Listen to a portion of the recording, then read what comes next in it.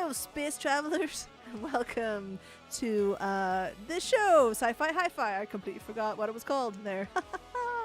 Amazing. Hello. Yeah, so here we have Colin. Hello, Colin. Hello. How you doing? And we have Good. Etienne. Yeah, my co-host. Amazing. I appreciate I probably have some audio sync problems this evening. I don't know how to sort that out in slobs. I hate that. That's so bad. Streamlabs, OBS. If anyone knows how to tinker with the what is it called? Audio delay on Streamlabs, OBS. Hit us a thing in the chat. I can see Tanya's joined us. Hello, Tanya. And also we have Abby over there on Facebook as well. So yeah. So boys, how are we doing? How are we doing? Colin, how are you in that fancy camera?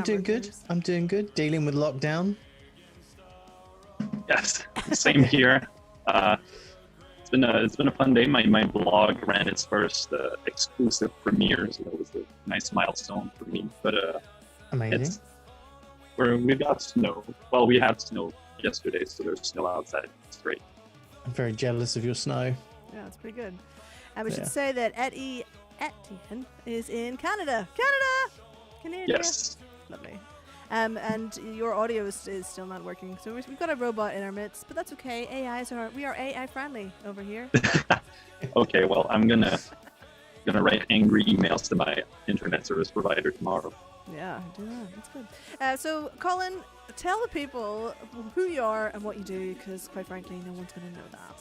So go ahead. Okay, no, that's fine. I'm Colin. I am a producer. Basically, I do, for the last many years, I've done several different things, all in the film industry, basically. So I bounce between art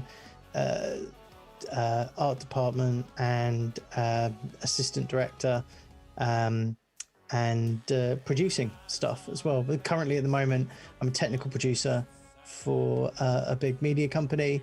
So basically they have producers and people who make content, and I'm the person who looks after all of their kit, make sure the camera's working, and when somebody needs to film something in a new and interesting way, I'm like, hey, you should use this bit of kit, and it should be set like this, and why don't we try this, and here's an interesting lighting option. So that's what I do for my day job. That's where I get my cash monies. And then I do some live streaming with a mutual friend of ours, Quang, on a Tuesday and a Thursday night. Yeah. But you also did a lot of other stuff before lockdown, right? You did LARPing, didn't you? Oh my god, yeah. So I get all the geek out. This is the time to just go full on. So yeah, I'm a massive comic book fan, movie fan. One of the streams that I do with Quang is called Movie Club, where we pick a movie and we watch it and then we discuss it, recap it afterwards, and then it's basically like a book club for movies, and we talk about like the time it was made, the people who made it, the actors and stuff, and then we kind of we rate it on a like a 1 to 10 scale.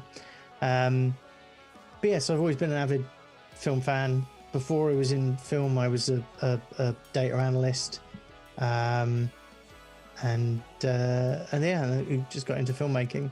But yeah, I'm a big comic book fan, role play, video games. Like sci-fi is my comfort zone. I like a lot of genre stuff. So yeah.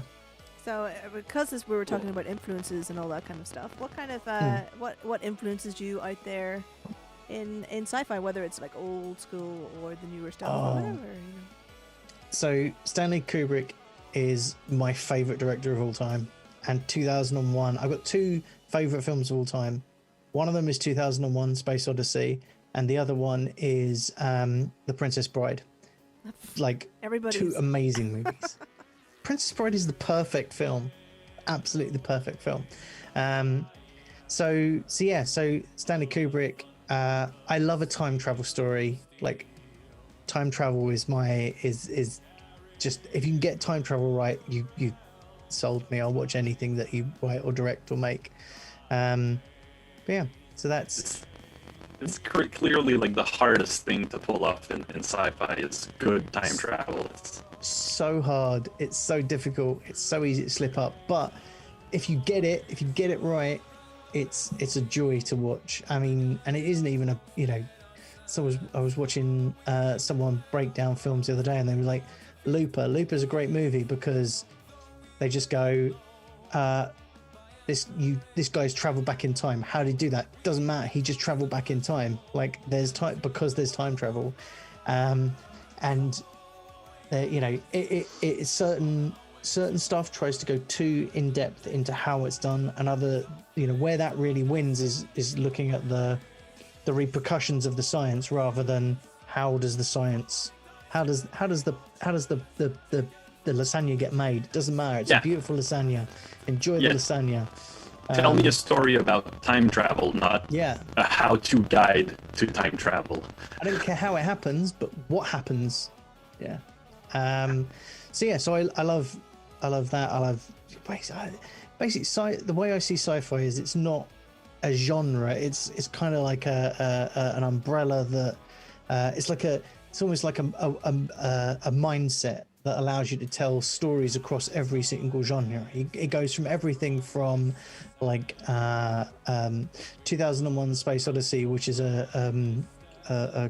basically a thriller creature feature, all the way through to things like Her, which is a love story. It's in sci-fi love story. You can have horror stories, you can have romances, you can have action films, you can have very cerebral art house think pieces, but sci-fi is just like this.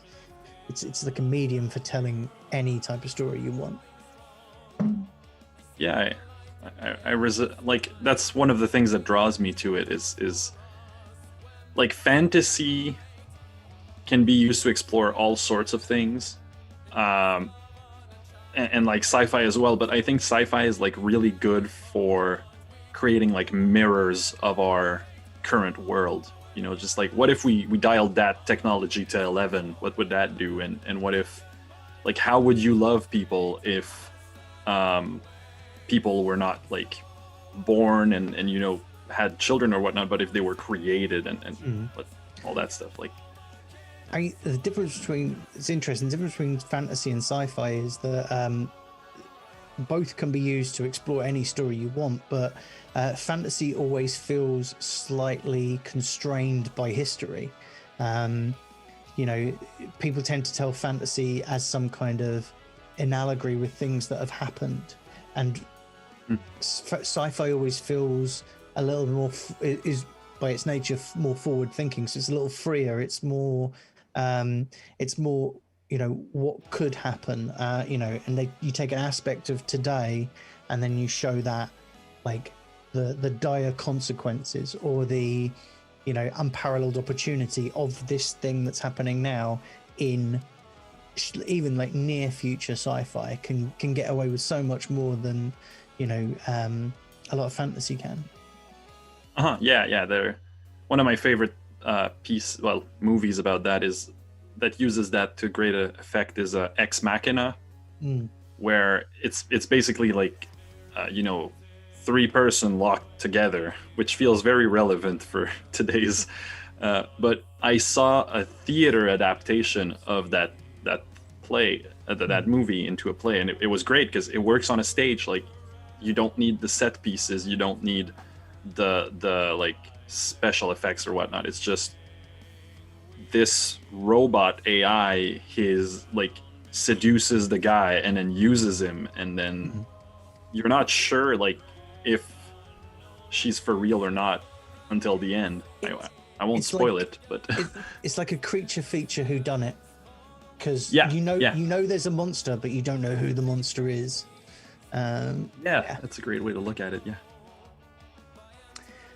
So that's my background. Got a love of, I think my dad. I grew up. My dad was an electronics engineer, so design a lot of stuff. There was always like electronics around my house. There was always, he was really into sci-fi stuff. So that was kind of the things I was shown as a kid. I remember being allowed to stay up late to watch the first episode of Red Dwarf.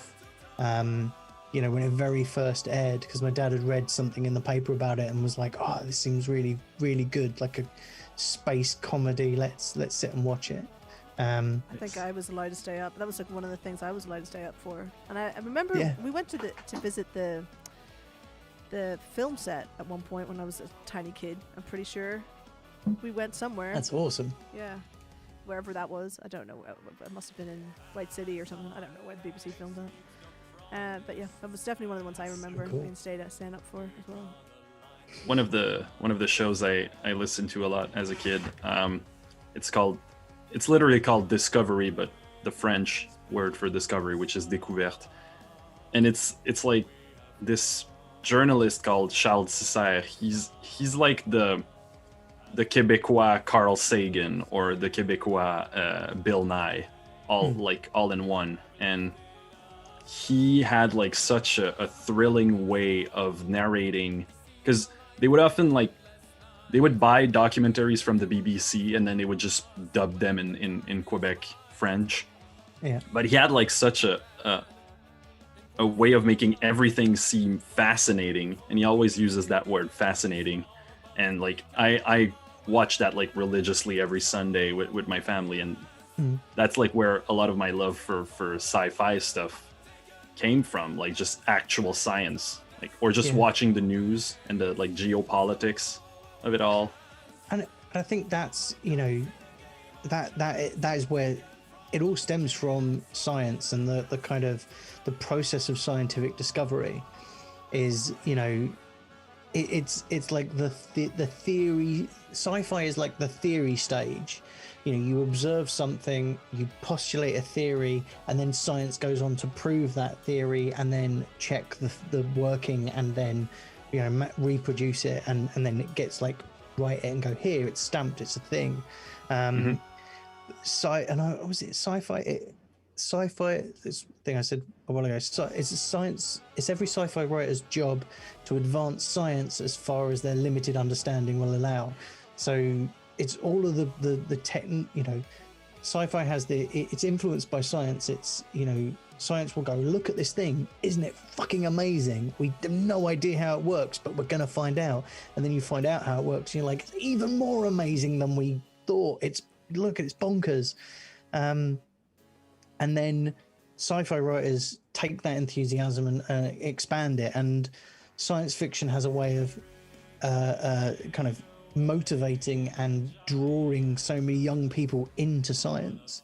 And then the things that drove them into science will then drive their work in science. I mean, there's a documentary that I watched ages ago called William Shatner, How I Changed the World, and it's William Shatner narrates this documentary about all of the inventions that have been inspired by Star Trek. That's great. You know, and they go and they talk to the inventors, they talk to scientists, and like they talk to the guy that invented the Motorola flip phone, and he's like, I designed the Motorola flip phone, and I made it a flip phone because I wanted a Star Trek communicator. And there's people at NASA creating ion drives, and they're like, this was a thing that I saw as a kid on Star Trek, an ion drive, and now I'm working on how to actually make it real. So I think like science, I think sci-fi is an extension of science in the sort of in the way that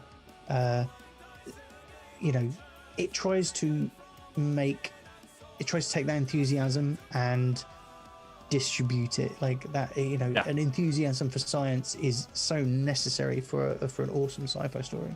And even like for political science and philosophy, like you look at, for me, like the one of the first sci-fi books is Utopia by Thomas More, which was like literally, okay, let's try to, or like The Republic by Plato is a kind of science fiction thing, but it's like for social science, which is why like Asimov is my favorite sci-fi writer, because he looked at the social aspect and like the social theory and the social sciences with the same rigor that he would look at like gravitational drives, which is, I think, like the greatest sci-fi is not only about the technology and the science, but also about the social mechanics that go with it, like how not only how like the technology changes society, but why did X society produce X technology? You know, it's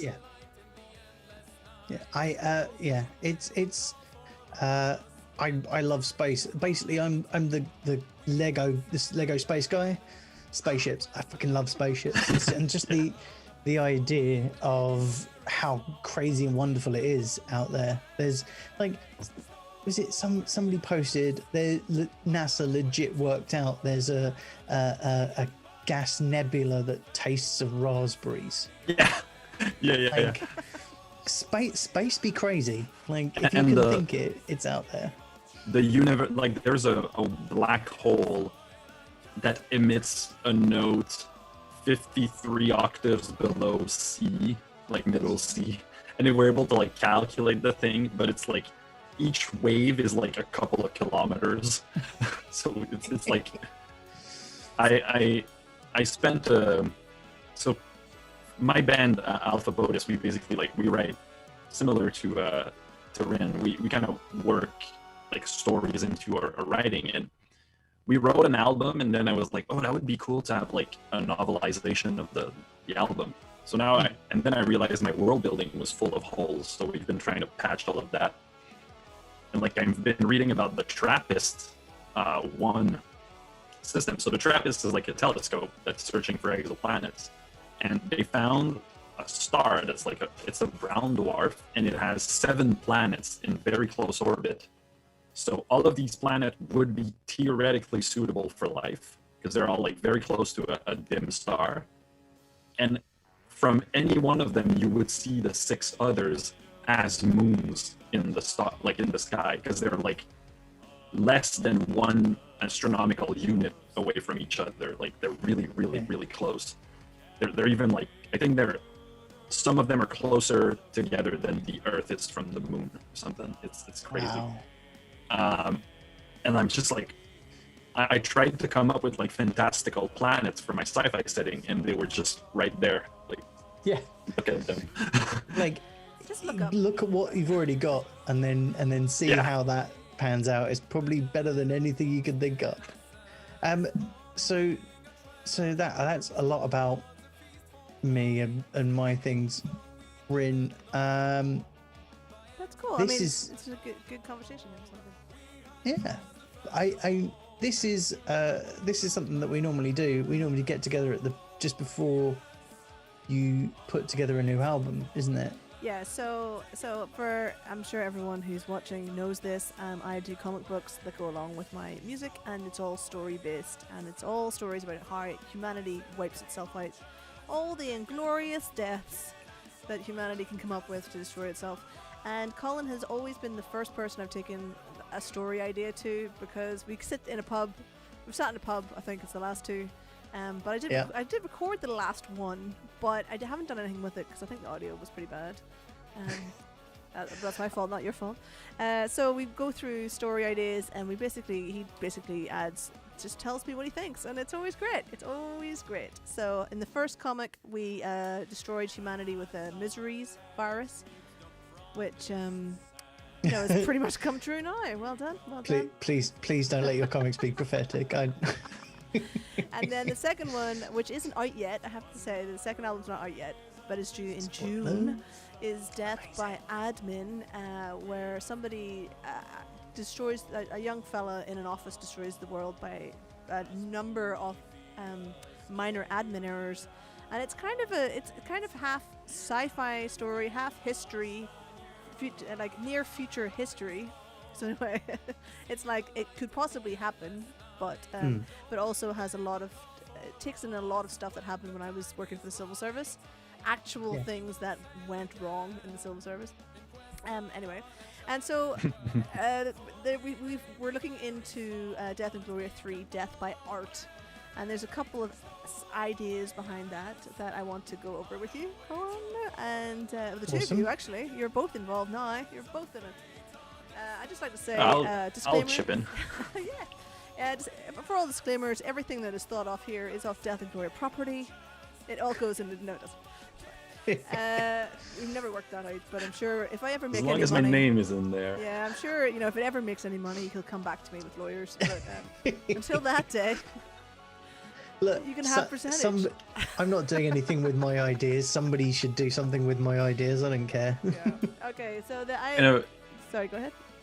It reminds me of the publicist I'm working with. He's very good at Curtis, who was in the chat last week. He's very, very good at like finding ideas that artists could use to promote themselves, but he can't do any of them because he's not like an artist and it doesn't work with what he's doing. So he just gives great ideas away to people for like almost free. It's like if you're one of his clients, he'll give you great ideas just because he can't execute on them. Yeah, we should take that opportunity actually to point out that this whole thing is, this whole program happened because of a conversation that happened on Music Marketing Mixer, which is on a Facebook group that is Curtis's group, and we met on there, and he writes out daily tips, and I'm literally copying and pasting every one of his daily tips out of there into a document that I then send to my manager, and I'm like, this is what we should do. She just goes through it systematically. So I will. At some point, I should hire the man, to be honest. But no, we'll just let him into there. Why buy the cow when you can get the milk for free? That's just a bit sad, really, isn't it? But yeah, that's what it is. That's what it is. So Death Ingloria III, Death by Art, an idea. Right, so I have to go over the first and second comic really to tell you where we get to with this. So in the first comic, there's no characters, right? There is a storyline, and there are people in it, but we don't follow any of the characters really for more than a page, and everybody dies. So I thought that meant that people didn't have a character to relate to. There wasn't someone they could just hold on to go on this journey with them. So the second album, what I've done is I've focused on one person completely, and it's all about this guy who works in an office. But being in an office does not make good music videos. You know, a comic about a dude in an office, really, you start limiting yourself on what that office can be. And I thought, that's not going to make a good video at all. So I've basically sliced the comic into two halves, and the first half is like his day-to-day life in the office, and then the second half is his daydreams of while he's in the office, of things that have happened to him in the past that mean that he is becoming isolated and disassociated and disconnected with everyone around him. So he's basically being told that he's an incel, his life's over, you know, people are just labeling him all sorts of stuff, and there are elements that he has to, there are points in his life that we explore. The problem is, if I'm honest, and the comic's not out yet, it's a bit confusing because we go from an office scene to a daydream scene and they're not actually connected. So I thought I've made the whole thing way too complicated.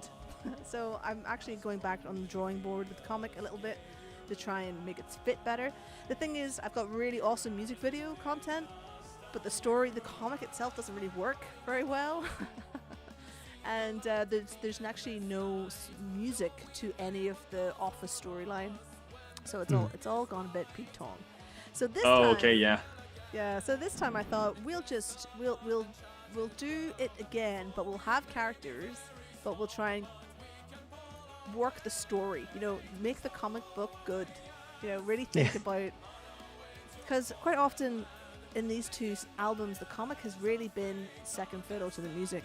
And I want the music still to be good, but I also want the comic to make sense and it to be a good legacy comic, you know, because ultimately I don't make vinyl and I don't make CDs. So the only thing that's going to be left out in the ether, in the world, everything will be in the ether eventually, but physically in the world will be the comic book, so they need to make sense. Right? That's how we got to this point.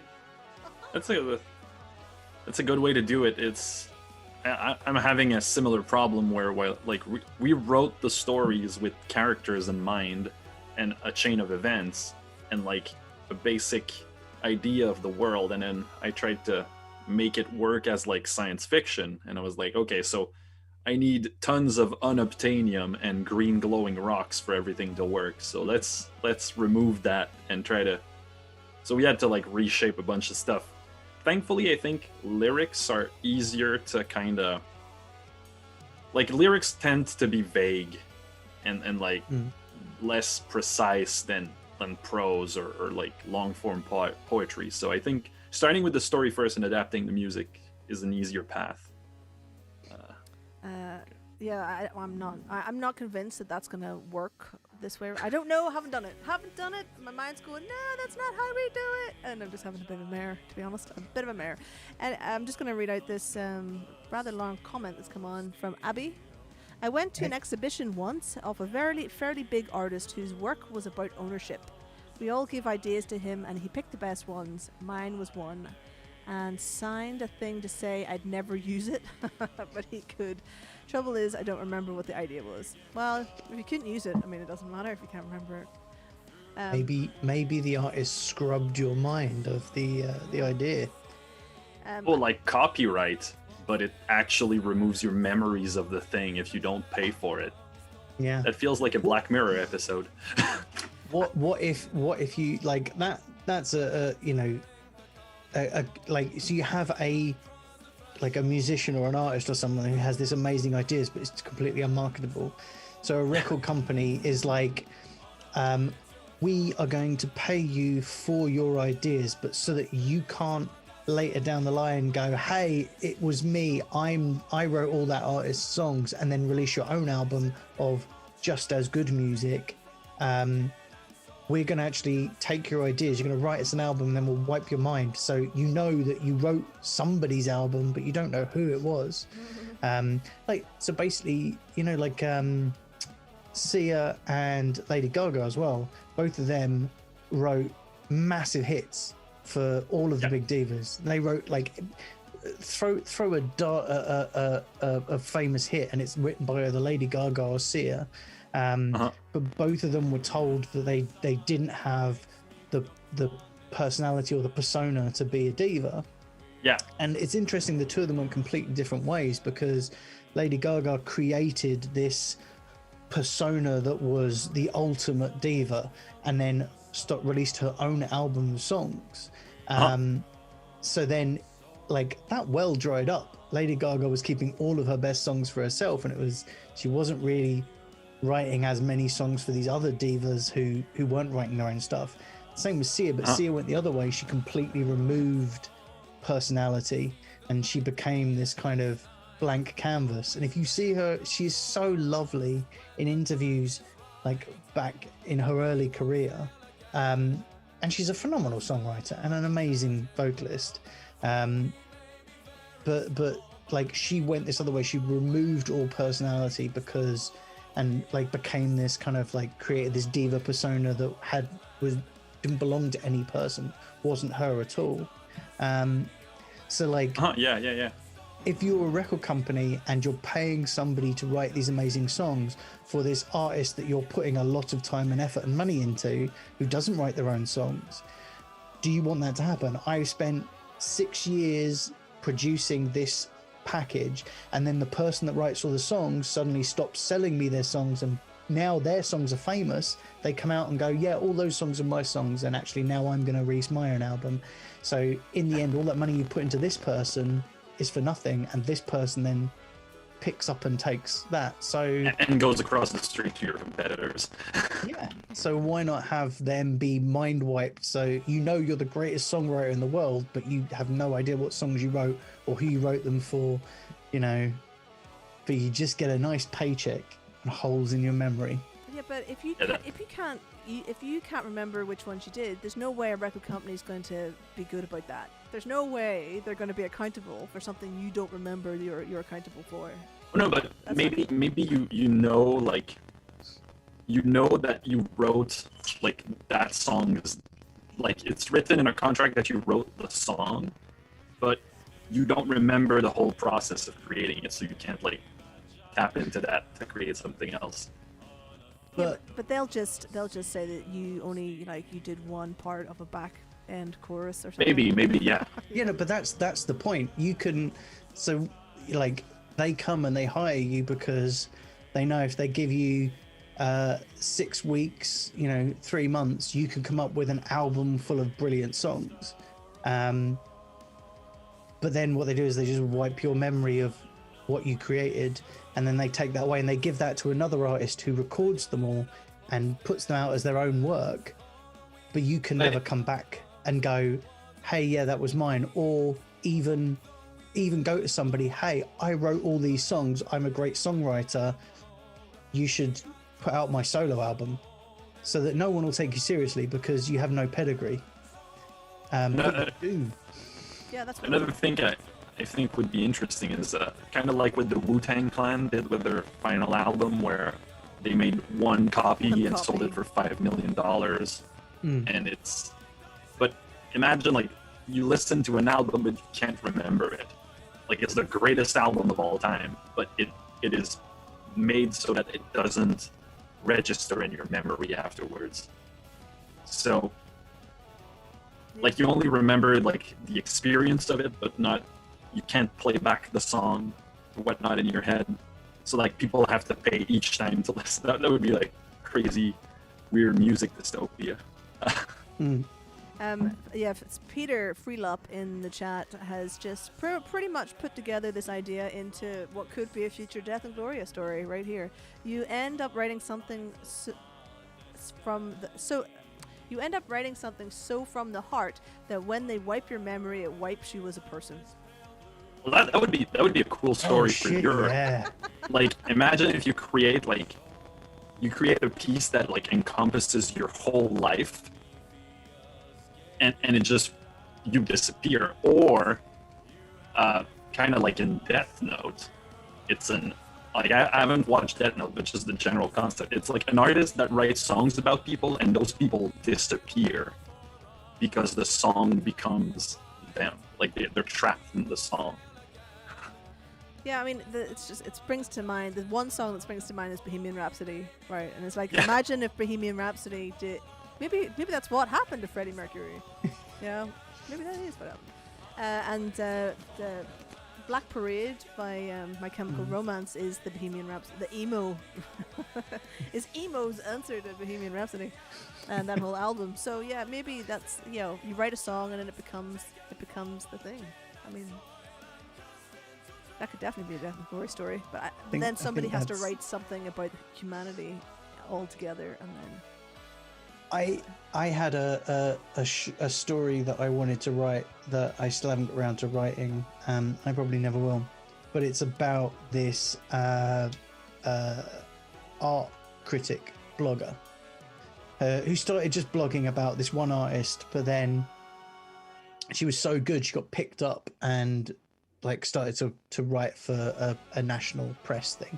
But this one artist that she wrote about, she was obsessed with, disappeared, and then obviously kind of like there was no new art for her to talk about, so she, like, her career progressed, and it's several years later and the artist reappears, and the artist is like, I have one last collection, this is the last thing I'll ever make, and it's a collection of 100 tattoos that they've designed and copyrighted, and if you buy it, it was to be tattooed on you, and then the design is copywritten so nobody else can get that tattoo. So there's like these unique pieces of art that can only be owned if you have them put on your body.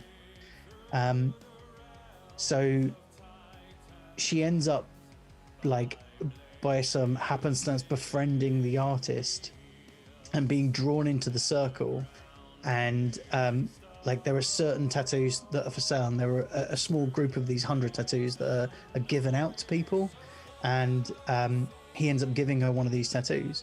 So she finds herself as this, like, almost kind of secret club of these people that all have these tattoos, who've either been powerful or influential enough to get one or have been rich enough to buy one, and now she's part of this group. And so, you know, like things start to go weird, and it turns out that this guy's manager had said, look, you can, like, this guy's manager had said, look, I want you to, the artist wanted to disappear, but the manager said, come back and do you owe me one last piece of art that we can sell and make money from.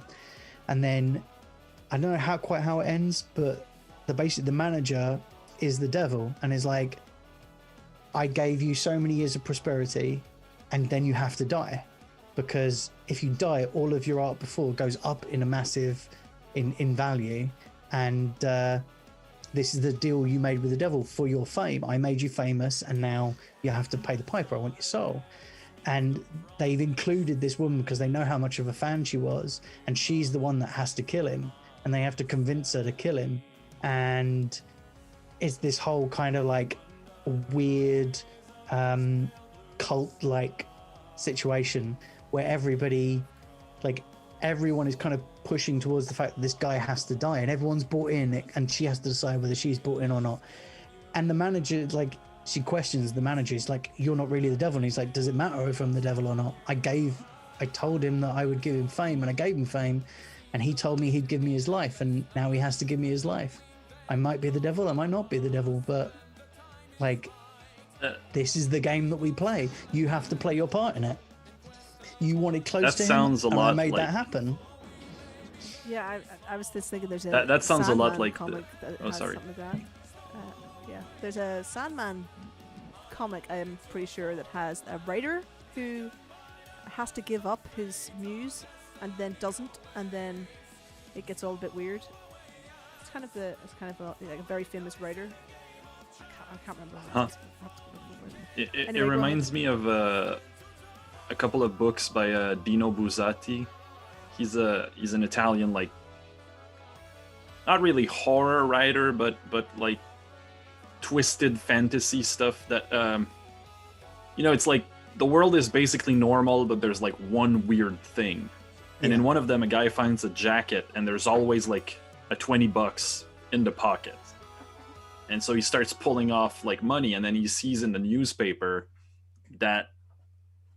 So yesterday I took out like 133 grand in $20 bills, and then there's a fire that burns down a house for exactly that amount.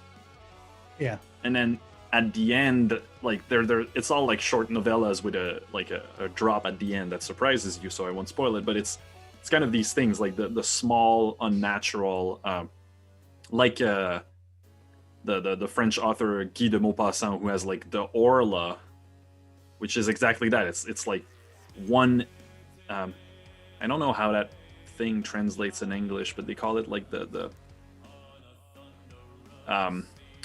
I'd call it like the ominous other, or like the weird other. That's like this feeling of dread that you're kind of dealing with something that's just outside of normal physics and normal life and the creeping horror. Creeping horror. Yes. We call that inquiétante étrangeté, which is like a hard term to translate. It sounds so much cooler as well. I mean, I've never read any of that stuff. I have read the Sandman, and as soon as you said it, I'm like, oh, I remember vaguely something like that. So I'm gonna have to go and reread that.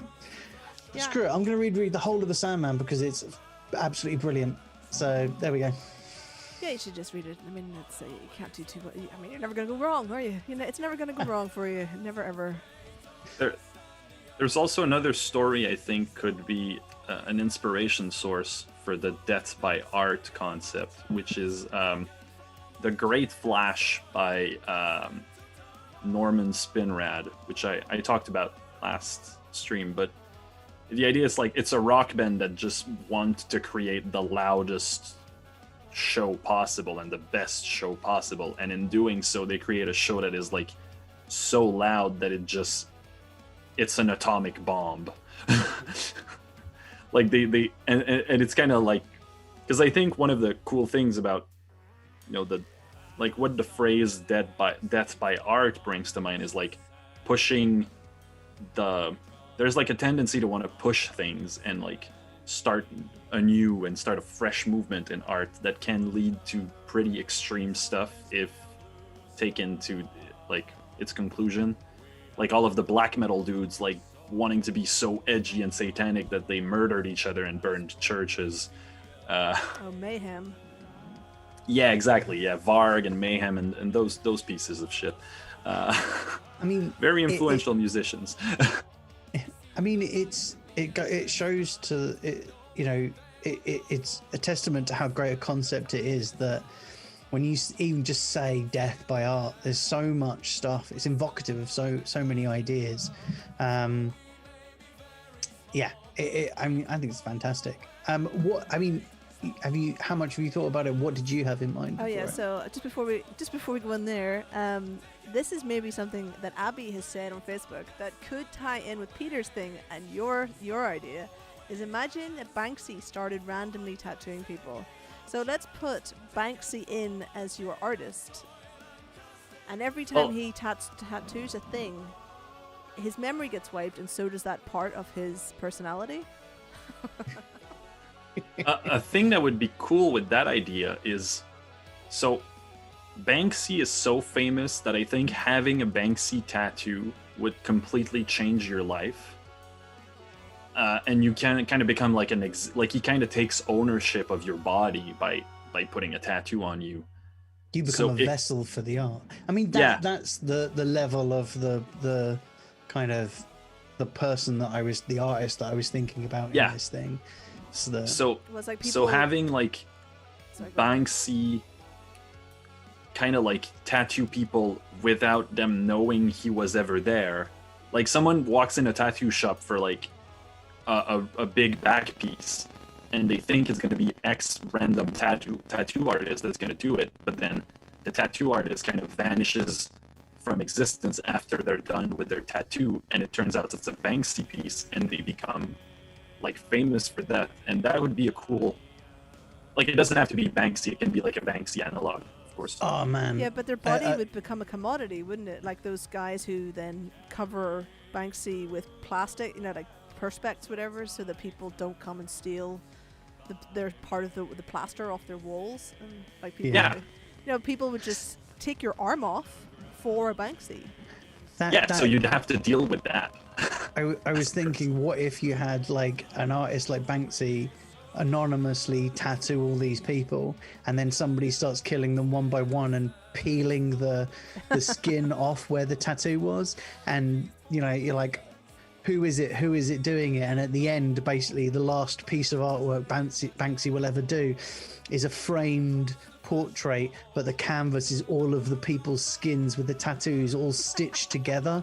And it's like, his final act was he just fancied being a serial killer, so he marked all his victims, then one by one killed them all. See, that's cracker. No. Abby has probably named this now, and it's called Shrink Wrap People. Shrink Wrap People. I think that song requires you to collaborate with like the most disgusting death metal vocalist you can find. Yeah, like, I mean, it's going past the brown note and into that space note that's got that very long wave band. The space burp thing, where every vowel is a U. So what did you have in mind? Was there a framework for this? There is. There was a framework. This has been so much fun just going for it and going over it. So yeah, so the idea I have one song. It's called Aesthetically Controlled. It's about two people who are madly in love with each other, and the way they want to show their love is by killing each other at the same time. Probably via nuclear warhead across London, so they can create this beautiful like bloodscape. A heart-shaped bomb. Exactly, a heart-shaped bomb. Oh my god, there you go. There's a title of another album. All right. Anyway, so that was the idea, and I wanted it to also, again, with the second storyline, and this is where I always come undone. I wanted a second storyline, and we were going to kind of pick up where Robert Heinlein's Stranger in a Strange Land finishes, where the Martians are looking at Earth in a form of artwork. So because all of humanity has to die in one of my stories, then I had this couple who were going to kill themselves at the same time as the Martians destroy the planet, because a couple's not going to kill everyone by doing this massive romantic gesture. So I had to have these two storylines once again going on. So the idea is that the Martians are going to destroy Earth through a piece of art, because in the book Stranger in a Strange Land, they don't really care about humanity, like you should know the story by now, I'm guessing. So once they have downloaded everything that Michael Valentine Smith has to say to the Martians, then I don't think they're actually destroyed in the book, but there is a perception that it might happen. So we're going to pick up from that. So we went back into the book and we looked at some of the explanations to Martian art. So there's a couple of things here. Is one, how you get these two stories to fit together properly without it being a complete cluster bomb like my second one has been. And then the other one is how do we create art in comic book form that is not able to be seen by humans? So I will give you what we've taken out of the book as Martian art. It is a series of emotions arranged in tragic logical necessity. It could only be experienced in a way a blind man might have a sunset described to him. It's not musical, it's not visual, not spiritual, but amorphous, incorporeal. Incorporeal? Yeah. No form at its smallest element. So, yeah. So how do you create an artwork in comic book form in music of that? Because humans cannot see it. I think there's a way. There's this saying that like art is never finished, it's only abandoned. And so maybe the art piece is the earth, and for the earth to exist as like a series of tragic emotional peaks, like, you know, as a self-contained opus, it needs to end. So basically the Martians are kind of distilling the whole experience of earth and humans into like this emotional thing that humans can't understand. But to do that, they have to destroy the earth. And then the comic book can be all about like how do they go about destroying that in the maximum drama, like with the most powerful emotions, so that their piece is strong. And at the end it could be cool to have like a frame that's just like void and that says like, this is not the earth, to kind of paraphrase Duchamp's this is not a pipe thing. Okay. Or something. I'm riffing, but that's how about, I mean, like, so let's say that the invasion of Earth is an alien performance art piece, right? And they basically invade Earth, understand humanity, like experience and understand humanity, break us down on a level, and understand ourselves and our societies and our infrastructure and our species in a way that we can never do with their advanced intellect. And then they take two people who are who are desperate to find true emotional romantic connection, but have never been able to find it, and they resign themselves to they will never find it. So you have these two people who I don't know what they do. They could do all sorts of stuff, but they could both be artists, and they have decided that they just can't connect with another human being on the right level. And the aliens define the two people like that would be perfect for each other, and they bring them together and go, here you go, you lived on other sides of the world, there was no way for you to meet, and now we're putting you together and you're perfect for each other. And then they have the joy of this, all this thing I never thought I'd have actually does exist, and it's here right in front of me. And then the aliens go, great, we've sorted humanity out, and the problem is we're gonna shut down all forms of air travel. There's no way to traverse the globe anymore, and we're going to put you back on opposite sides of the globe, and there's no global communication, and that's how we're leaving the earth. So you are now going to have to live the rest of your lives apart, unless we could also destroy the earth. Like, we're going to put you back and you'll never see each other again, but you two both have to choose do you want to go back and live the rest of your lives without each other, or do you want to go back and have us destroy the Earth? The choice whether we destroy the Earth is up to you. See, So they're left with. Sorry, go ahead. So they're left with this choice to make. See, this ties into what I can only describe as my party sentence.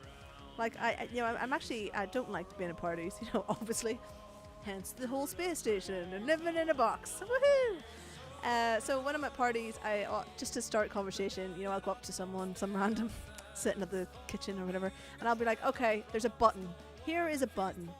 If you press this button, all of humanity stops now, right? Absolutely now. Everyone's wiped out. No malice, no harm, no more pain. Everybody's dead, Dave. Do you press the button? Like, will you press this button? And this is what I always have. Because I'm that kind of person at a house party. I don't get invited much. So that's why we hang out at house parties, right? I love those kind of questions. That's me and my roommates. Yeah, so me and my roommates every night, like. So my answer to that would be yes. So I would want to be beside that person. I'd want the world to end. That would be great. And so that is a very succinct way of finishing a Death Ingloria album. Yeah. That two humans decide that their unhappiness outweighs everybody else's happiness. But that's if you think people are happy in the first place, which is a question. But I mean, it's not just their unhappiness. It's the thing that they found. Like they've been like they start to question. They've been chosen by the aliens. Is it because we are the two most connected, most in love people on the whole planet? They could have chosen anybody, but they chose us for the fact that we would love each other so much that tearing us apart would be such a burden. And could they convince themselves that if we're the pinnacle, if no one else on the earth could ever experience this because they couldn't, they're not capable of loving another human being the way we can, do they deserve to live? Like another thing that could be interesting is if I haven't read Stranger, but I'm familiar with it. And if their art is about like emotions, it might not be associated with the same connotations that we have. For example, like being a metalhead, I listen to music that lots of people find painful and unlistenable, and I enjoy it greatly. The filthier sometimes the better. So it could be that for the aliens, the only thing that matters is the size of the emotion, its intensity, but it's all different colors, and pain, suffering, love, horror, like it doesn't matter. It's all good for them. So what if their ability, the aliens have the ability to record everything on Earth right up to the second that it finishes? So they're not just recording the emotional and mental states of the two people they've chosen, it's everyone on the planet. So the art piece is almost like a virtual world that you can visit, and you can experience any different human's perspective of those final moments, because everyone on Earth is told exactly what's going on. So people on Earth are like, will they press the button? Won't they press the button? Is this my last minutes with my family? Do I feel regret? Do I feel remorse? Do I feel elation that it's ending? Do I feel pain? Do I feel suffering? Do I feel happiness? Do I feel like there would be, in that intense moment, there would be every spectrum of human emotion. So it's not just about a negative thing. It's about the most intense of what humanity has to offer. Do people go out and do good things? Do people go out and do bad things in that countdown? It's and then they push the button and nothing happens. No, they push the button and nothing happens, so that you have the huge wave of relief, and then everybody dies. Oh, you mean there's people sitting there and they're going 5, 4, 3, 2, 1, goodbye, and then nothing happens. Yeah, and then like randomly, like 20 3 minutes later the world ends or whatnot, like, or 2 days later. Because a Well, minute it on would- Mars, what is it? What is time on Mars compared to time on Earth? You know, that you could put in some science there. You could work Yep. out what is the difference between an hour on, you know. Well, the thing is, they press the button. They then have to return them to the planet and then destroy the planet. It wouldn't be an instantaneous thing. It would be, oh, you press the button. Right, we're going to send you back to this place and this place. They're back, everybody off. We're all ready to go. Right, fire the missiles. No, I don't like that. I like it all finishing in one go. I was Yeah. thinking there that when you're talking about the art piece, is the Martians creating this emotional wall from the however billion people that are on the planet, and it's kind of like the Martians are doing a kind of Strange Days VR recreation. So they're recording all these emotions so that Martians can wear a headset and then feel every emotion humanity ever had. But for that to happen, they have to do it at once. Like, it has to be recorded in one single go. They can't experience it properly. They don't believe that they'll experience emotions truly unless they put that stress on humans as a whole. And then they blow it up, and those You could make an analogy with stars. So the brightest stars are the shortest living stars. So the supernovas and the red giants and stuff, they all burn really bright, and we see them as beautiful points of light in the sky. But they're going to be like glimpses on the lifetime of like a brown dwarf, which is going to shine like peacefully for like hundreds of billions of years. And so the Martians could be like, in a way, they're like, we want to create like a supernova of emotions, because that's going to be like absolutely massive. Kind of like some drugs, like they unleash all of your dopamine, so you feel like an incredible high, and then you're depressed for a couple of weeks because you've exhausted your supply of feeling good. So the Martians could be wanting to create like a single moment of transient, like emotional maximum, and that requires blowing up the planet, or like just killing everybody on a planet. Doesn't matter what happens to the actual planet. So I mean, I heard a thing. I can't remember where I heard it now, but it's basically said that humans discovered maths and science as a way to communicate ideas, and humans created art as a way to communicate emotions. You know, you can say happy, but it doesn't communicate what happy is.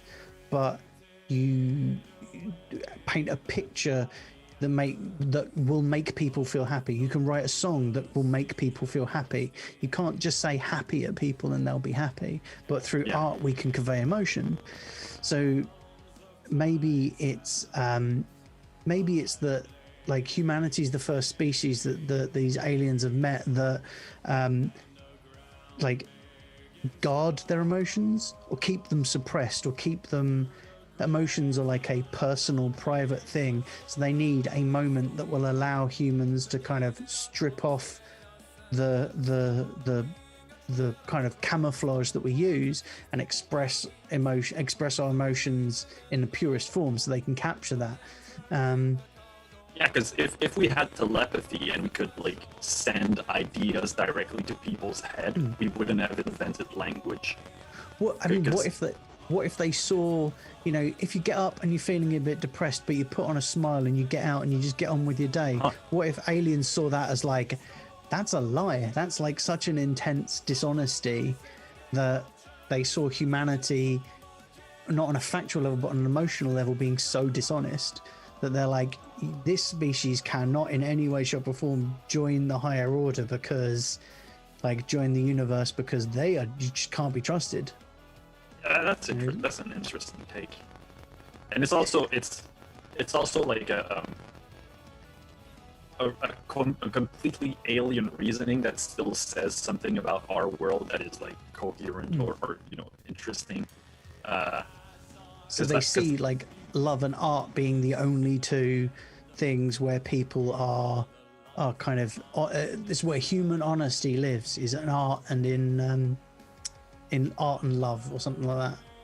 Yeah, or maybe they see hope, and because there's this theory of depressive realism that I think is funny to like entertain in art, but doesn't really describe how it feels. But the idea that like when you're really depressed, you see the world as the hopeless thing it is, and when you have hope, you're kind of like tricking yourself into having hope or whatnot. It can be a harmful idea for people who are depressed. I know it wasn't very good for me when I was depressed, but the aliens could have this kind of view that like, you know, your planet is gonna like, you know, you're gonna die and your planet is gonna like explode when the sun like grows, and like you have all of this hope, but we know that you're hopeless, so we're gonna make you honest, you know, we're gonna like or something like that could be, because there's this thing about like the sometimes people think that somebody is being dishonest because they can't fathom that the person would actually act or behave that way. So they will assume that somebody is either dumb or in bad faith, when it's just like that the person's being wrong. And I think the aliens could have that kind of relationship with the humans, which they're like, how can you be like this? This is impossible. Like, this can't work. You're like. Have you read Childhood's End? No. I have not. No, I have not. By Arthur C. Clarke. I'll note Fantastic story, Childhood's End.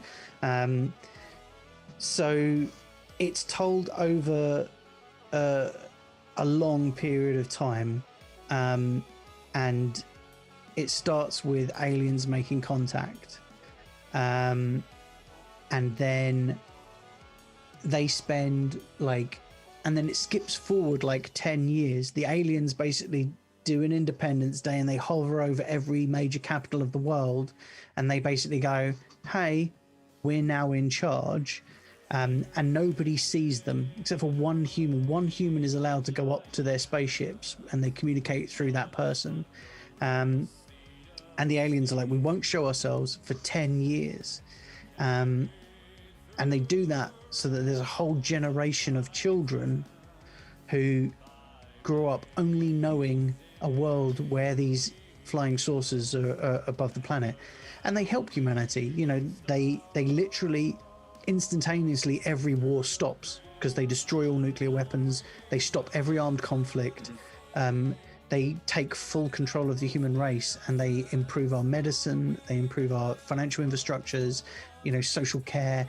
Everything improves for everyone on the planet. And then after 10 years, they show themselves, and they are these giant winged demonic things. And they're like, hey, yeah, the reason why we didn't show ourselves is that we've already been to visit your planet once and it didn't go well. And this is why you have the devil. And we realized it would just be too hard for you to accept us unless we showed you what the results what we were really about. So it skips forward in time, keeps skipping forward in time. And basically this alien race is part of a wider, you know, galactic infrastructure, and their job is to transition species to be ready to join the wider universe. And then after they arrive, the human birth rate goes screwy. And you have a whole generation of children born with psychic powers. And then basically the aliens just like, right, we're going now and we're taking all your kids with us. And humans are like, why? What are you doing? What do you mean? And they're like, well, we're here for them. They're the future of the human race. Like, you are the, you know, you are you are not prepared or capable of joining the wider universe, but your children, then, you know, what humanity evolves into that's what we've come for. And it turns out the aliens are actually there to ease the transition for dying species when they get out evolved by their progeny. And yeah, it's a really beautiful story. And like, I don't think I've spoiled much of it, but go and read it, because I don't care about spoilers. Oh yeah, the way it's written, is all written from like this one person's perspective, and yeah, it's great. But it's just this idea that, you know, if an alien race turned up and were like, oh, this race is like gone. It is, you know, whether it be 20 years or 100 years, this species is not going to survive, and they're probably going to ruin this lovely planet they're on. But I tell you what we could do is we could just catalogue them and help them on their way, ease their transition into extinction. And so that it would be, it's, you know, the destruction of humanity is a benevolent thing rather than a malevolent thing. And it's, you know, humanity, you know, the truth of human emotion will live on, and the truth of human art will live on. If art is the conveyance of emotion, if we can record all of humanity's emotion perfectly, then like, this is not only the greatest art piece galactically, it's the greatest human art piece ever, because it's a perfect copy or perfect translation of emotion from one person to another. It just happens to be the person you're translating it to is not human. Yeah, that is great. I've just written down about going to read that book, because that is an awesome story that I didn't know about. It's fucking great. I think. Yeah, sorry, we're just about we're 8:20 now, so I think perhaps now is a good time for a break, and then we'll come back and we'll discuss the parts that Peter and Abby have thrown into the chat, because I haven't been ignoring you guys. It's just that the wheels have been turning over here, and there's an awful lot going on, and I don't want to interrupt anybody. So we'll have like a 5 to 10 minute break, just to you know. I'm gonna turn my heater on. People are going to do stuff, and then we'll be back, and then we'll go over our comments and such like. And I'm getting more gin. More gin, yeah, do it. If I wasn't teetotal, I'd be doing that with you now. That would be good. Amazing. I'm just going to go get another cup of tea. My life runs on tea now. Amazing. Anyway, we're going to go. Sorry about that quick run away. That's all right. We're going to go to a short break now, 5-10 minutes, and then we'll come back and go through some of the comments and some of the other points that have come up about this story, for sure. Excellent. All right, cool. Back in. All right, see y'all soon. Bye.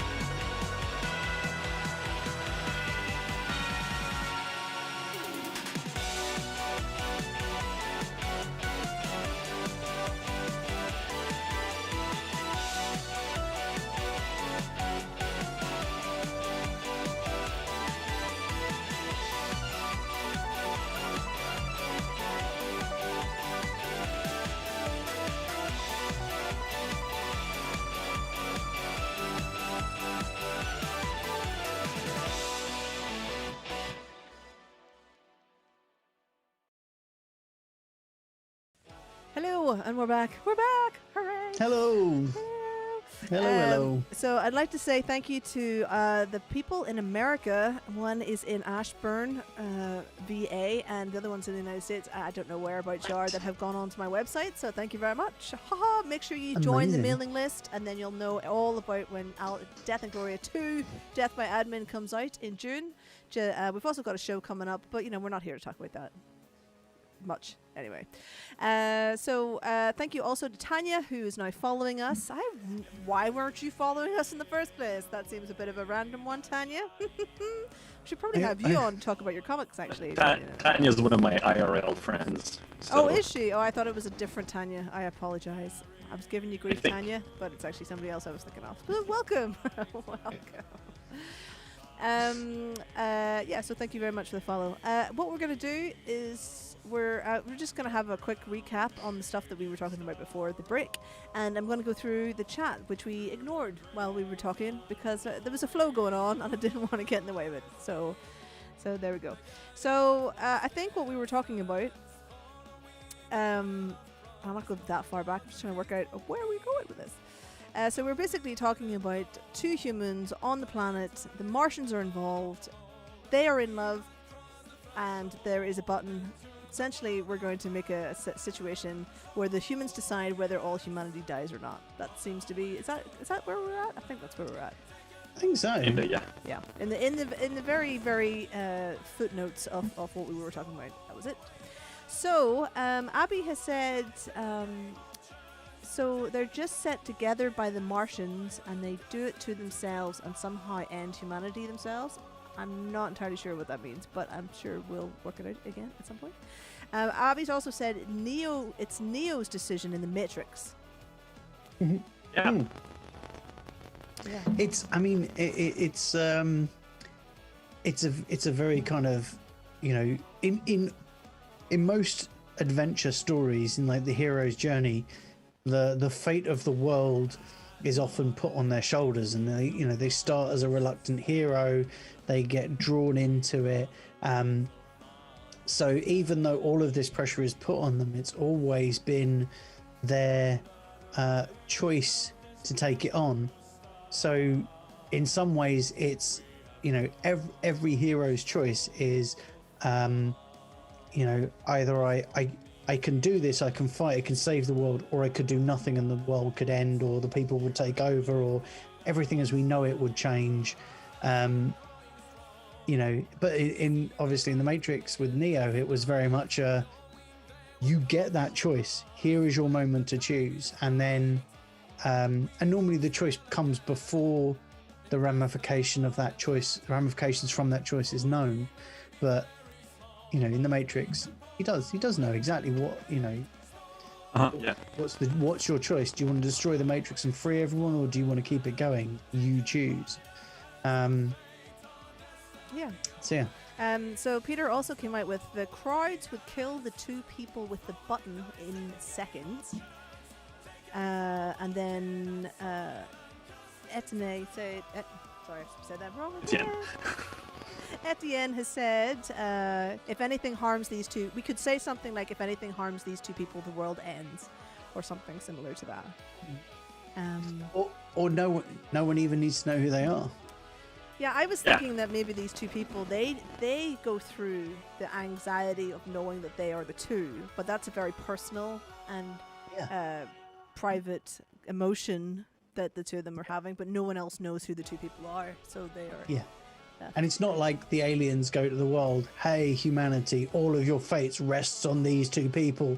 Take a good look at their mugshots. Because it would just be like, humanity, you are going to die. Like, it doesn't even have to be like, we are going to destroy it. It's like, you're going to die. Humanity can't survive the way you're going, and it's too late to change. Humanity is over. Like, sorry, folks, that's all. Prepare for your destruction. Your fate will be decided in a count of 10, and they're given 10 to press the button. Yeah. Peter has said, sounds a bit like World's End. There, I think World's End is based on Childhood's End, which is the Arthur C. The Arthur C. Clarke book. yeah. So yeah. And then Abby has said, "How is that art? What if the art is an emotion that we humans cannot process, and that starts killing people?" Oh, that would be interesting. Like, Like- kind of like a virus. The art form is Like it's a poison, yeah, or something. What, yeah, it's like- kind of like it, because art is broken down into memes. Like culture is all about like memes, like small tidbits of culture. And what if there's like a meme that like corrupts culture around it, just like a gene could cause like genetic deficiencies or disease or whatnot, and you have like that, like this thing that when people learn, it kind of ruins them, and it kind of destroys all of humanity. Have you seen the Netflix movie Velvet Chainsaw? Somebody brought that up on last week's one. That was brought up I have on. not. Oh, on last Actually, week's show. it's actually quite good. I really enjoyed it. But it is the kind of there's this guy that, well, it's very paraphrased. This guy that dies, and he's very prolific. He has all this artwork that he's never let anyone see, and then he dies, and the woman downstairs from him is an art buyer. Velvet Buzzsaw, that's it. Yeah, and it's like viewing the art causes you to be killed. Actually, now that I remember it, it was Rick who brought it up on a live stream, either last week or at some point last week. That's what thanks, Rick. Rick's right ahead of you there. Right ahead. Yeah, we good. So Abby says she's on the gin too. Hooray! So, What sort of gin are you on, Abby? What sort of gin? yeah. I'm on the Montreal see. tap water, as always. There we go. I've got my PG tips. PG tips. Amazing. In the thermos mug because it's bloody cold in here. It's bloody cold in here. Anything to stay warm. That's what it's all Anything about. to stay warm. Yeah, and there's you were talking about libraries being closed, and I'm working out of one, and I don't really read books, and at the moment I'm not reading any fiction books or anything like that. It has to be personal self-help books. For whatever reason, I've made that thing a thing. I try to keep a 1/3 like equal split between essays or like philosophy or political science stuff and fiction and like business self-help. I'm more into the business and like the self-learning stuff than the self-help, because I kind of went through a couple of crises in my life that kind of gave me a very good understanding of like my outlook on life and myself and stuff. And the self-help book, sometimes I don't need it as much as I used. Like I would have needed it at 17. Now I'm kind of good.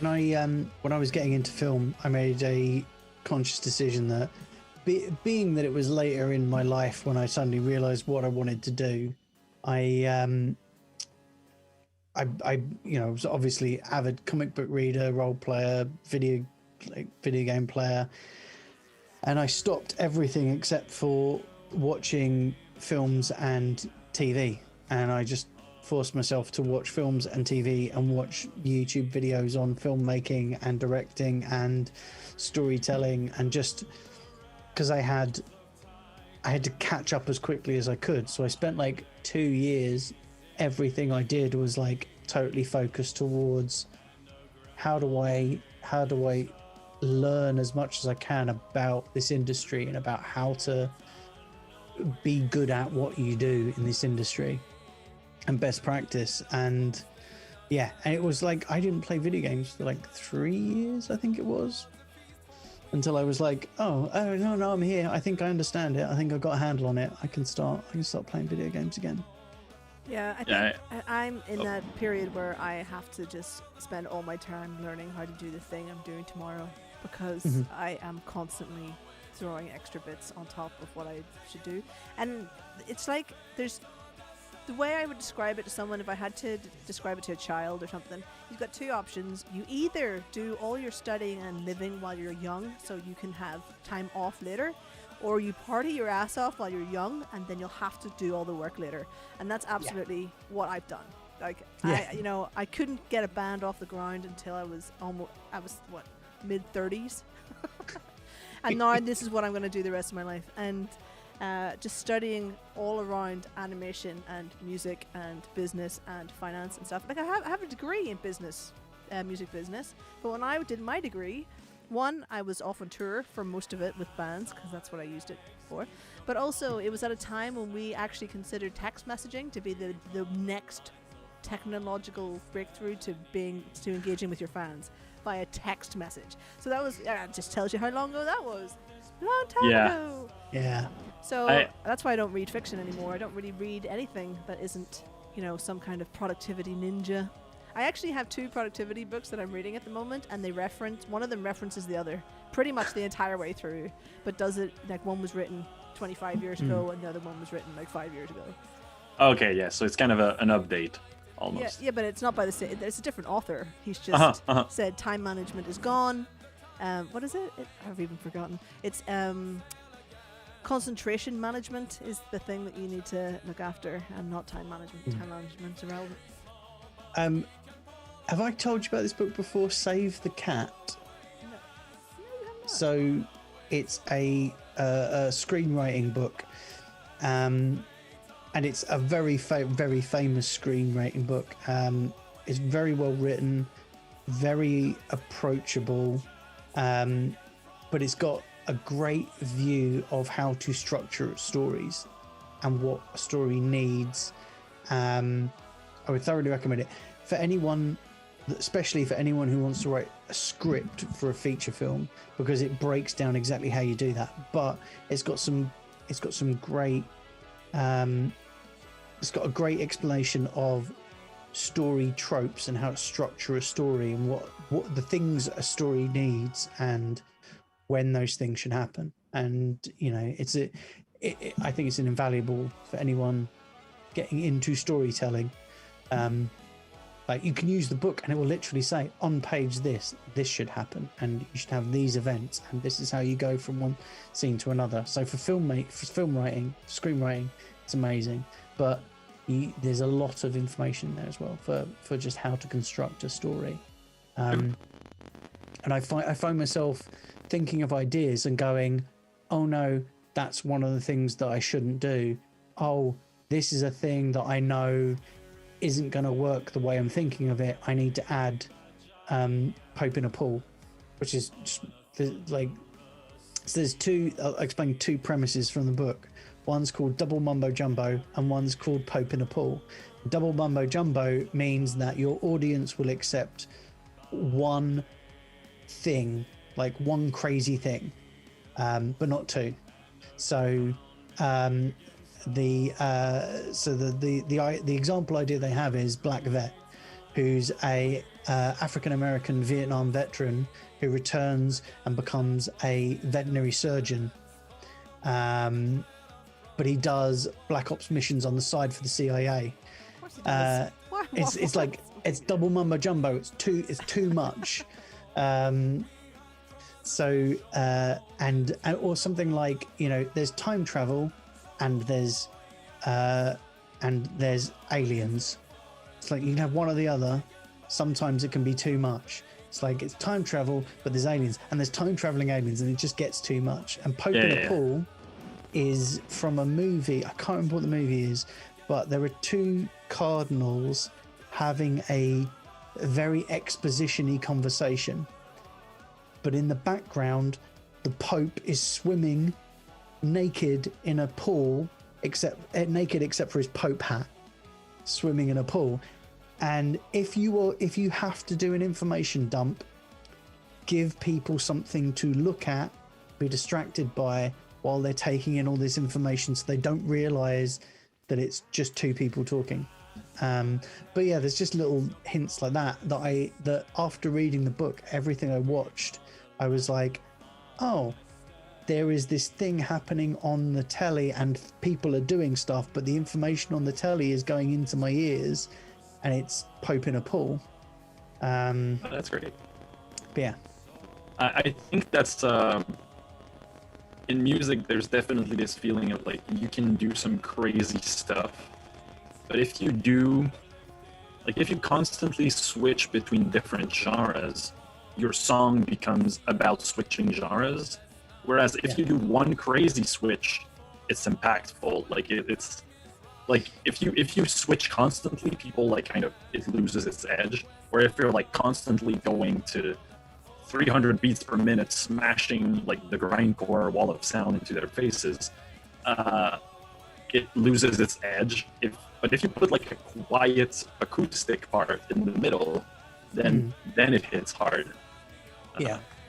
Like I'm kind of lucky. I'm only 24, so I'm a young one getting started. A baby. Oh yeah, I'm a baby. But yeah, so I spent like most of my life thinking that being good at school would like allow me to do whatever I wanted. That's what my generation got told over and over. And then I kind of saw through that like, I mean, it's true for a lot of people, but it wasn't true for me. And then I kind of had plans for how to do it as a musician that revolved a lot around like playing more shows, because I've been always pretty good at like convincing people to come to my shows, and then the pandemic hit, and I just dove straight into like tons of podcasts, YouTube videos, and books on marketing, online marketing, music industry, like the new music industry, the music industry where the biggest song of the year has like 3 billion streams on Spotify, and I never heard it. Yeah. And it's not Dance Monkey. You think it would be Dance Monkey, but it was not Dance Monkey. I don't even know what Dance Monkey is. So. I don't even know the song. I'd have to check the. But anyway, I agree with you. Like the Finn McKenty from the Punk Rock MBA also talks a lot about like if you party young in life, you're gonna like wake up at like 35 and be like, what am I doing with my life, and have to like go back to college or start a new career or like start your actual career for real. And he did that. Like he spent his 20s. Well, the problem is that when you're young, you have the time for study. But when you're old, you know what you need to know. Yeah. So you know what you don't know. So when you're young, you don't know anything and have the time to study. So you just have to, how do you decide what you're going to study?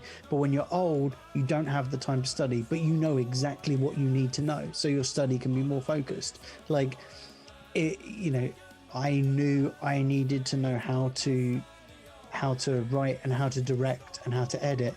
And how to do visual effects. I knew those were the things that I needed to know. Even if I wasn't going to do them as a job, knowing those things would make me a better writer, director, a producer. Is that I didn't know the mechanics of filmmaking, so I went and I very focusedly learnt those things. That was never an option when I was a kid, because no one ever talked to me about what I wanted to do. People just talked to me about, what are you good at? Yeah. Are you good at maths and you're good at physics and you're good at art? Let's do maths and physics, because those are the things that will see you through into the future, and art will allow you that one. I was hideously dyslexic, so I wasn't good at writing, but what I was good at doing was telling stories. And I remember there was a writing assignment in my English class, and I had to write a story, and the person next to me was poking me every 5 minutes. So I was writing my story and I was writing their story and just dictating to them what they should be writing for their story while writing my story. And both those stories got good marks. They got better marks than I did because my handwriting was terrible and my spelling was awful, and they took my idea and spelt it right. So I wish somebody had helped me decide what I really wanted to do, and then gone, okay, this is a thing you really love doing. Let's look at how you can do that. And, as a job, what do you need to do to get there? Yeah, but I don't, because as a kid, as a young person, you have no fucking clue how you know, unless you really love law or really love accountancy or, you know, Yeah, really if you love a one of certain those thing. jobs, that is a thing. You know. Yeah. Like, if you're good at art and you really love art and you really love coming up with, you know, interesting ideas, nobody turns around and goes, do you know what? You could be an illustrator. You could illustrate books. You could edit books. You could design stuff. There's all these things you could do. You know, there's, you know, yeah, I don't think there's, and I don't necessarily think it should be schools either. I think there's a level of responsibility on parents to be like, to their kids, like, I'm going to keep you safe until you're able to keep yourself safe, but also, who the fuck do you want to be? Let's work it out. You don't know, I don't know either. Let's work it out. You know? Yeah, my thing was wanting, like, I knew from like 15 or 16 I wanted to be a musician, but then I thought what I needed to learn was how to music.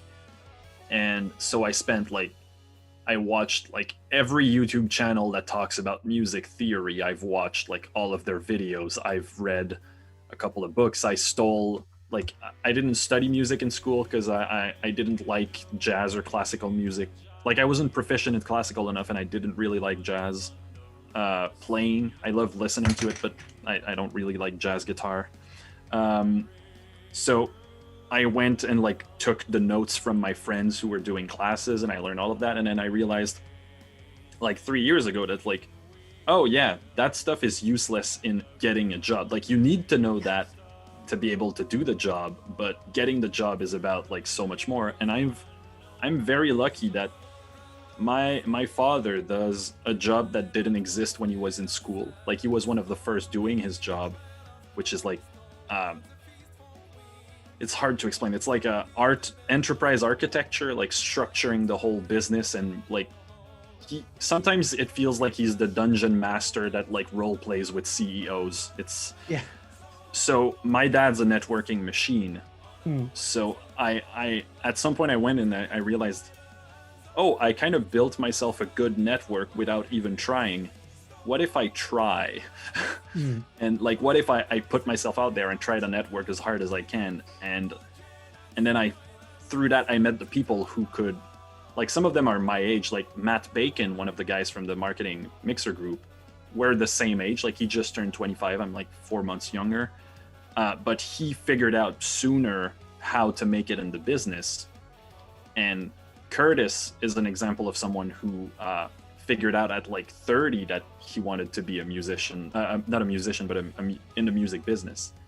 So I'm lucky that I found these people that can tell me, yeah, like, kiddo, do this, do this, do this. Like, if you want to do this, then do X, you know, and whatnot. But it's definitely like, the music school does not prepare you to be to have a career as like as a personal or like as a solo musician. They because they can't really teach you that, because the playbook changes every 5 years. Yeah. I think someone once told me that, like, when I was upset and not doing the things I thought I was going to do by the age of 30 or whatever, you know, and they were like, you should just consider yourself that university of life does not end until 30, 35, 40. Yeah. So you're in there Yeah. learning. Everything you do up to that point is you being prepared to do the thing you're going to do now. And I think, like, at school, I'm not sure that people should be pushed so far into art and things at school level, because because it's learning the rules. It's learning the rules of society and life and math and, you know, all these rules that govern just day-to-day living. And, you know, it's like the idea of Jimi Hendrix not being taught anything, but he obviously knew the rules of music and decided not to live with them. And so you need to learn the rules from scratch, and that's sitting down and doing GCSEs and doing all that crap and wearing school uniforms. And, you know, from someone who actually comes from a lot of a punk background, I have such a structured reasoning on top of it. You know, it's like I think the government is needed, and, you know, police are pretty good on the whole, and are necessary for the army and all this kind of stuff. But it's just because you need rules and all sorts of things before you can be let loose and just make whatever art you want. because I you know the I people think another who never learned the rules. You can tell them. They're like, for every one Jimi Hendrix, there's absolutely like 20 other fellas or girls or whatever who are just being completely batshit crazy and are not going to make it anywhere because they have no idea where the anchor points are, where the hooks are. Uh-huh. You know. I think another thing that's fascinating about music is we have like two frameworks, like two rule books for music, and they are both unable to explain the they're not unable to do it, but like we have jazz and we have classical, and they're both like, you can explain a lot of stuff that goes on in pop music with classical theory or tonal harmony or jazz harmony, but it's not adapted to that. And I think that's one of the great cool things that's happening these days. Is like there are some theorists looking at pop music theory, but not like applying classical tonal stuff, like, oh, they're using a 5 chord to go there, and like coming up with new names for new concept and stuff. And one of the things that is common with all the people who like don't learn formal theory of music, like Dave Grohl or Jimi Hendrix, it's they know intuitively, they know the rules behind that theory. Like, it's like good storytellers. You don't have to tell someone formally how to tell a good story to necessarily so that they are able to tell good stories. Like some people just figure out the like underlying concept of good stories just by trial and error and intuition. And then when you teach them the actual rules, they'll just become faster and better at it. But the thing is, it's the same. I think it's the same kind of thing as mathematics. Mathematics isn't a thing. Mathematics is a language that allows us to explain a thing. So, you know, 1 + 1 = 2 is a language that allows us to explain what happens when you put two things together. You know, 1 and 1, and then becoming two things. Music theory is not the basis for music. Music theory is an observation of music and then an explanation of that observation. And I think people like Dave Grohl and Jimi Hendrix, you know, Jimi Hendrix played so much, and I think he experimented, like, so they had a kind of, well, they came at it from another way. They played a lot, and then they understood the evocation of emotion and how to express emotion through the instruments they had. And you know, you can break down into music theory why a certain chord progression will evoke a certain emotion, but that explanation is not why it happens. It's an undefined chemical reaction between music and audible frequencies, how that makes us feel, how that triggers something inside us. So I think that, you know, it's really important to learn that stuff because it can make things easier. But I think, you know, I love art. I think, and it's everything from storytelling to music to painting. I like to think of it as different ways, human beings finding different ways to express an emotion, to you know, to tell another human being how they were feeling, how something made them feel. You know, I was really goddamn sad, and I'm gonna sing you a song, and the words may mean nothing to you whatsoever because they're all about my experience, but there's a quality between the melody and the lyrics that will trigger something in you that makes you feel how I felt, and there's something magical in it, you know. But big blockbuster movies do it all the time. The way we get you to buy into a character, and then we put a character through a series of events, and it makes you feel something. It makes you identify with them, and then feel for them, and then feel an emotion. It's, you know, that's you know, art conveys emotion. Yeah. So Abby has put in a comment here, and she's calling bullshit. She's calling bullshit on my terms. That's fine. She says, I disagree. Everyone should be able to have access to art from an early age.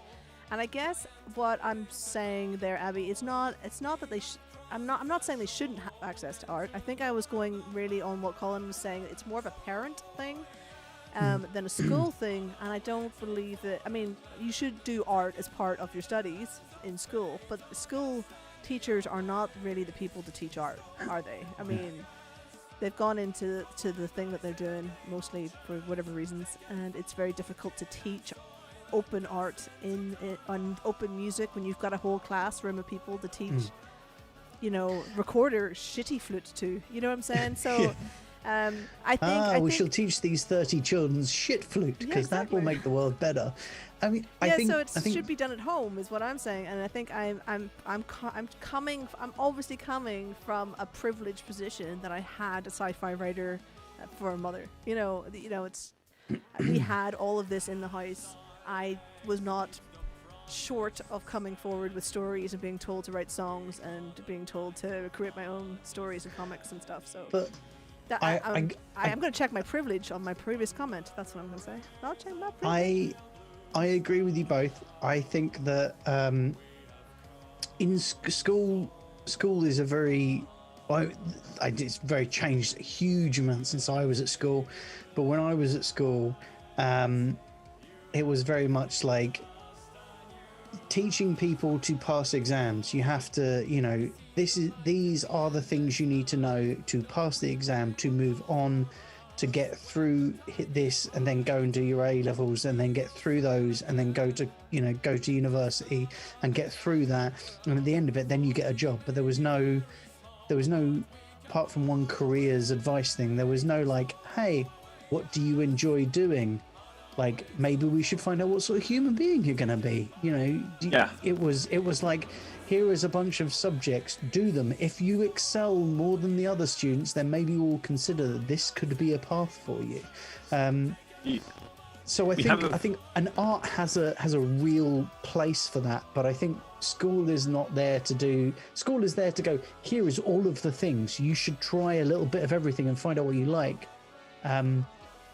Not even just parents, but there's like other adults. There should be a responsibility of adults outside of school to go, hey, like, I should be here to help you become the human being that you are, the adult that you're going to be.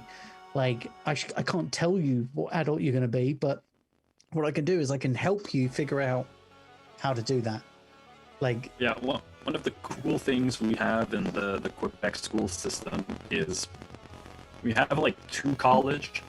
So once you're through with your elementary and secondary learning, and you're like 16 or 17, you go to what they call CEGEP, which is it translates roughly to College of Professional and General Education, and you do like 2 or 3 years there, and everybody has like a common curriculum, which is French and English literature, philosophy, and physical education. And then you have like, you can take like humanities, social sciences, you can take art, you can take like multimedia technology stuff, you can take coding, you can take, and you can kind of, you take one program, but you can mix and match stuff. And this is really like the place in our society where you kind of find yourself. It's the place where, like, I started doing musical theater and improv in that college.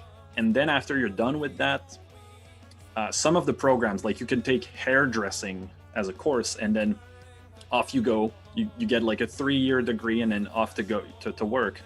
Or you can move on to university and do a bachelor's. And that's like, your bachelor is like 1 year shorter, and our high school is 1 year shorter, so that you take the same amount of time. But you have like those 2 really cool years, or 7 if you stay there forever like I did, where you can like try out a bunch of stuff. Like, I learned going there, that like higher education was not for me, that I learned that I had ADHD and that was gonna fuck everything up that I tried to do in that world. So, but like those were like really, really great times because you didn't have to specialize as much as you did in college, in the United States or in Europe, which I think is, and the fact that most of our population has had like 3 full philosophy classes, one about rationality, one about ethics, and one about what it means to be human, is really cool. Like, I think it elevates the public discourse. Yeah, we didn't have any of that. We didn't have any of that. I mean, it's a great idea, like teaching kids how to kind of ask those questions and go look for answers.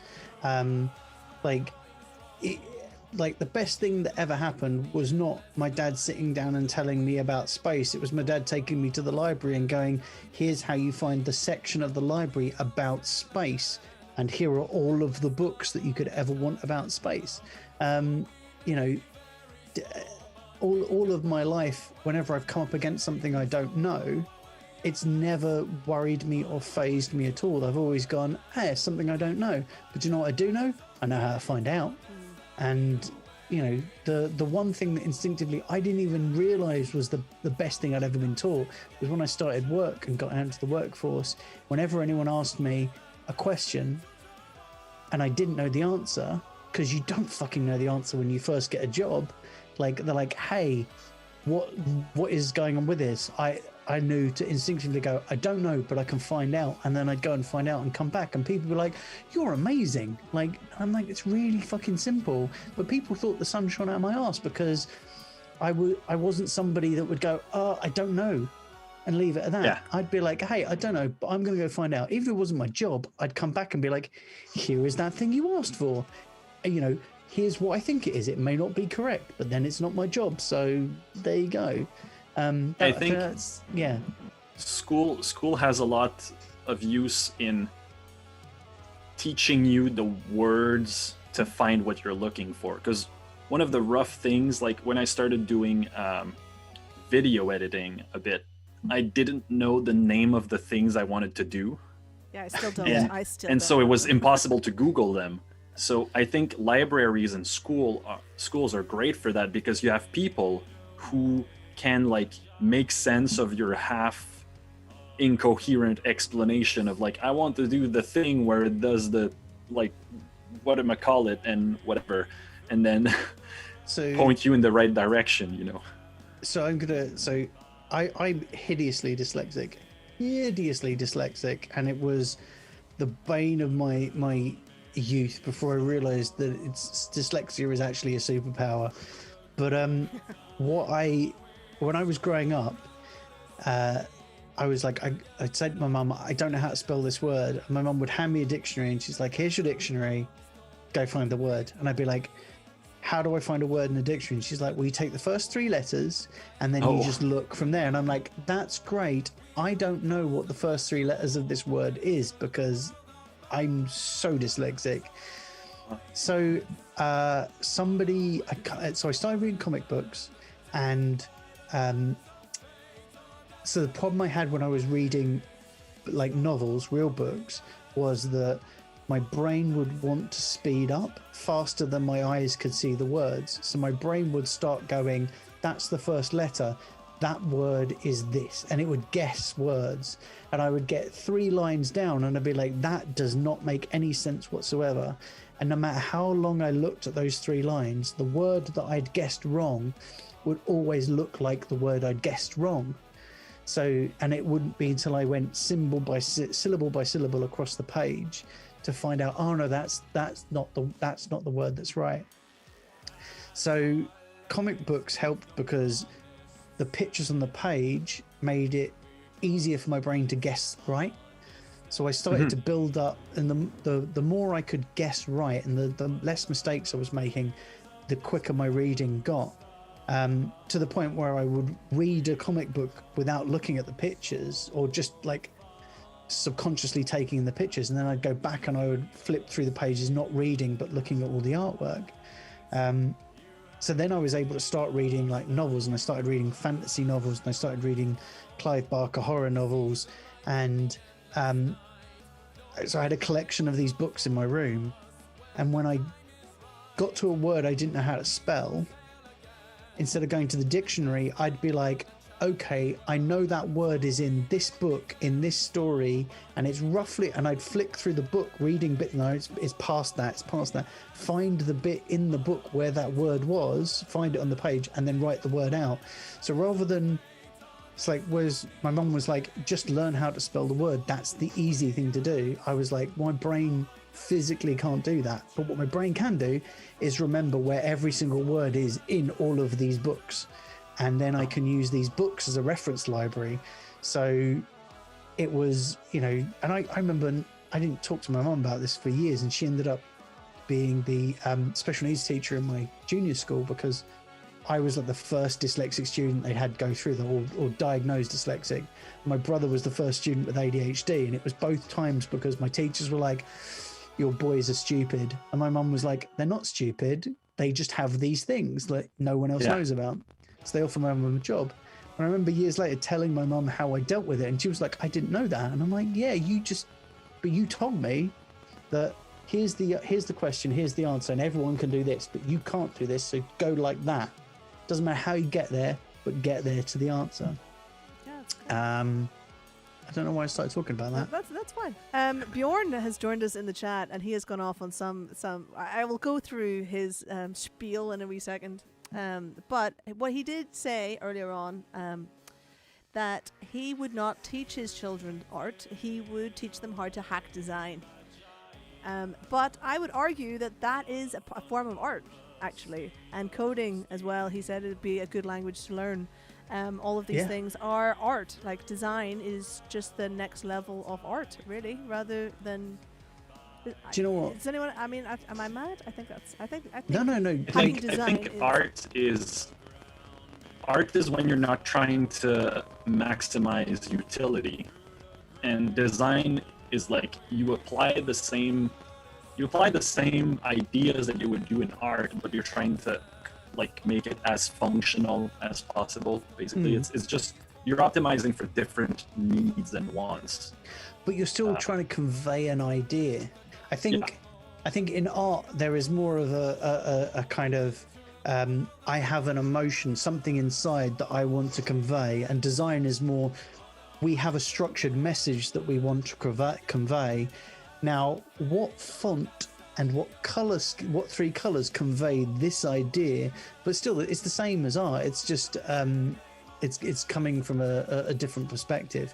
But talking about coding, the most beautiful, it's almost poetry that I read. It was that the V&A was doing a video game design exhibition, and right at the start they have this quote, and I can't remember who it's by, but the quote is, video games are it's like making operas out of bridges. A video game is making an opera. It's everything artistic about an opera, and it takes everything technical about building a bridge and merges them together. So it's an opera made out of bridges. And I think it's the most beautiful way of describing coding and video games, because it is artistic, but it's like a real technical art. It's like it's what I would say. It's like it's kind of almost what MC Escher was to art. There was a perfect technical ability that created something so fantastical, something that could only exist within a painting or a drawing. It's the only place it couldn't exist in the real world. It can only exist in a drawing, but it was rendered so technically realistic that it could almost be something real, but totally unreal. And that's the same with video games. It's you know, and coding and everything that we have. Yeah, everything technological. That's why I like looking at art through intent, because I think that cooking can be art, storytelling can, like, sometimes you're telling a story just to teach someone something. Sometimes you're telling a story to like evoke emotions, or and I think art is just it's kind of like when you leave the domain of the useful and you go into the domain of the purposeful, or that's, I think that's how I could translate it. Or the there was one of the philosophers we went through in my third philosophy class is Georges Bataille. He's a French philosopher, and he kind of took the anthropology of his time, which has been like the science behind his thinking is not really accurate anymore, but it doesn't disprove like his reasoning. So he was like, first there were like Homo habilis, and we learned to make tools, and then we saw that the tools stayed after we died, but we didn't. Like the tools that someone crafted stayed, but they didn't. And then came the Neanderthals, or just the next stages of the human evolution. I don't remember what's the current hypothesis on that, but they started to give their ancestors, like their dead, tools, because they were like, yeah, they might need that later, and they had the funeral rites and the spirituality. And then the art came, which is you make tools that are not useful in themselves. Like the you make a thing that has all of the same physicality as a tool has, but you're making it just for the hell of it, or just because you want to create something beautiful, create something that will spark conversations, or and that's what I think art truly is. Is like if you make a flight simulator that you're going to use to teach pilots, you're not making a game. But if you make Microsoft Flight Simulator, where it's just a game where you fly a plane for fun, now it's a game. Like, it's just the intent behind it. Same way, like, I don't think that if you write music for like someone who's holding on the phone, or you write music to like improve productivity of workers in a factory, you're not really doing art. You're just like doing engineering. Or but I would argue that all music in one form or another is a way to grease the wheels of the society. So whether you're making it to make people more productive in a factory, or you're writing music that will allow people to get on a metal dance floor and just get out all their emotions so they can go back to work, surely that's exactly the same. I think same there's way, right? There's clearly like some use, like music is clearly useful and it brings people some value, but I think it's, the way I look at it is, enjoying art is a positive experience for most people. Therefore, art always has that utility, but it's not.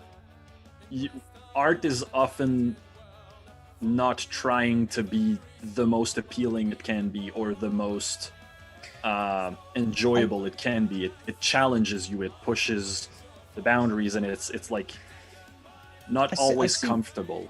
I see what you mean. I mean, like, I think music goes beyond any utilitarian understanding or application, because there are albums that I will listen to when I'm in certain moods to either complement certain emotions or to instigate certain emotions. Like Portishead's first album, if I'm ever feeling down and depressed, I'll put that on, and it won't make me feel more depressed. It won't make me feel happy, but what it will do is it will complement the mood that I'm in. It's kind of, and it's why I describe it as art is there to convey emotion. Somebody will literally, so art in a way, it's about taking something that's in you and trying to communicate it, and then the second part to art is somebody else hearing it, seeing it, experiencing it, and then it invoking emotion in them. And there are some people that will listen to a song and it won't invoke the emotion you intended or any emotion, but it doesn't make your music any less art because somebody else may hear it and get it, and it may invoke the emotion.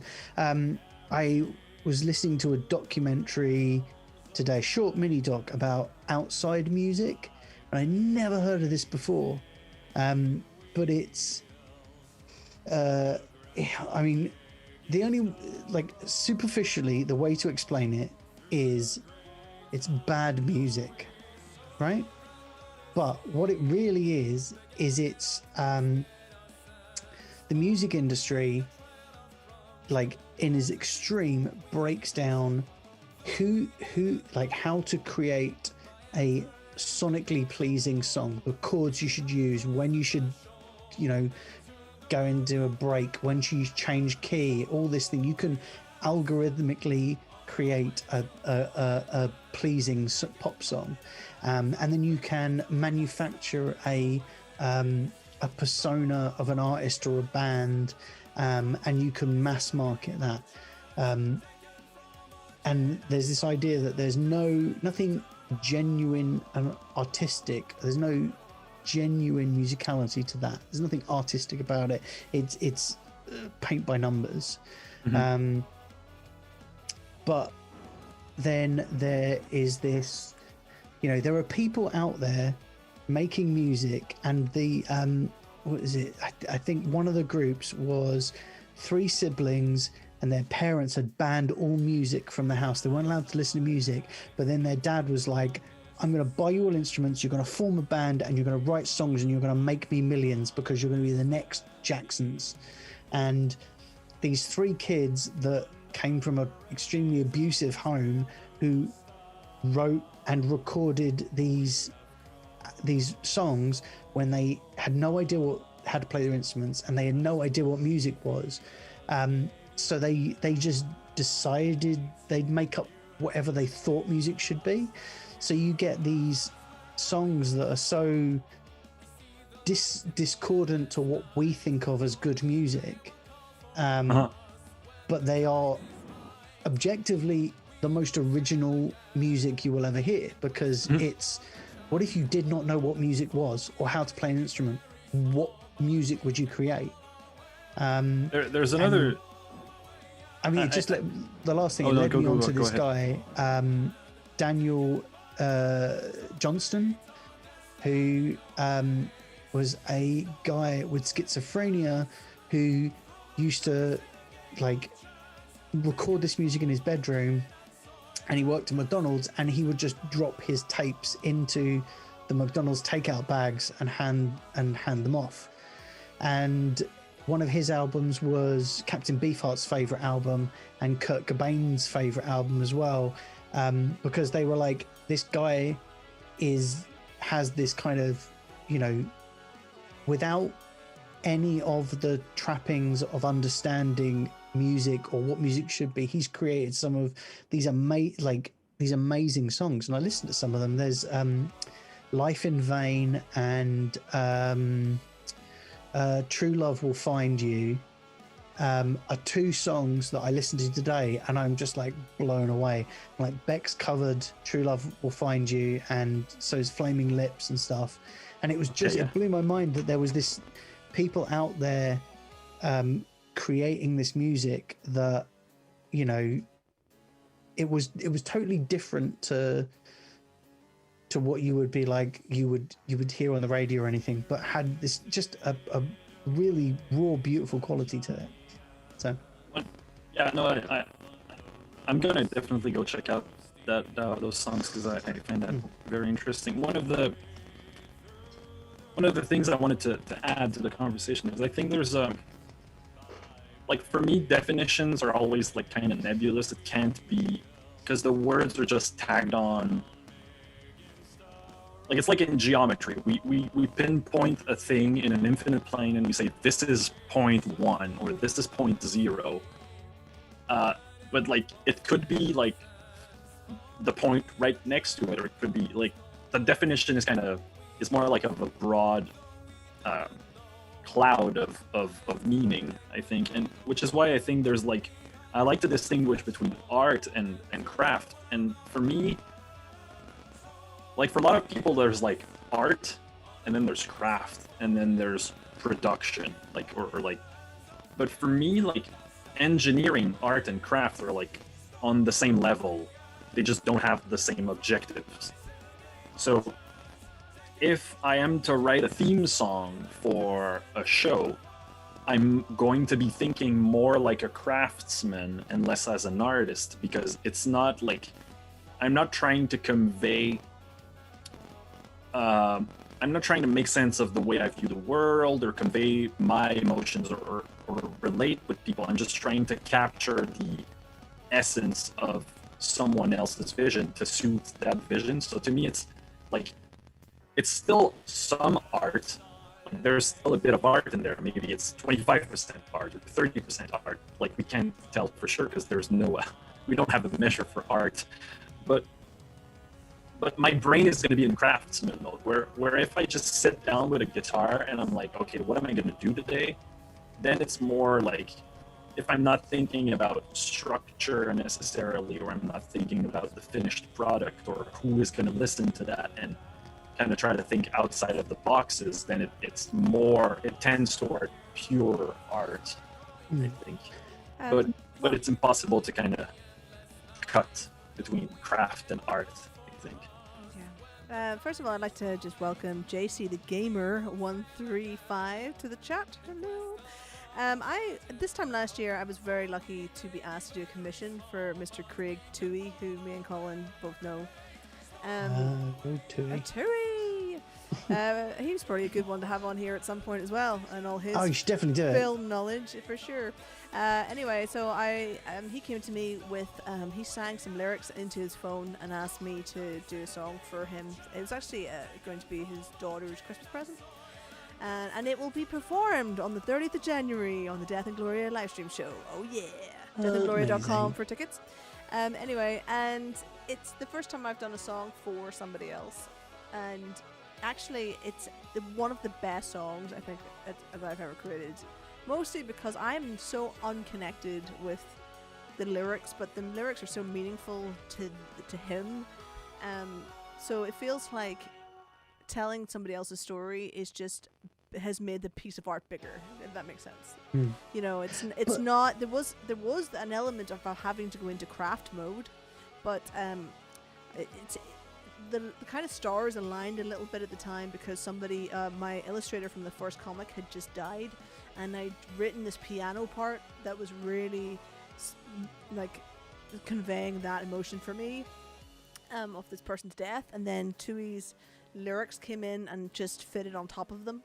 Basically, the song wrote itself in not too long. But I guess the point I'm trying to make is when you're given a commission, or you're going into craft mode for someone else, I guess it's all about how much relevance you put on that piece of art.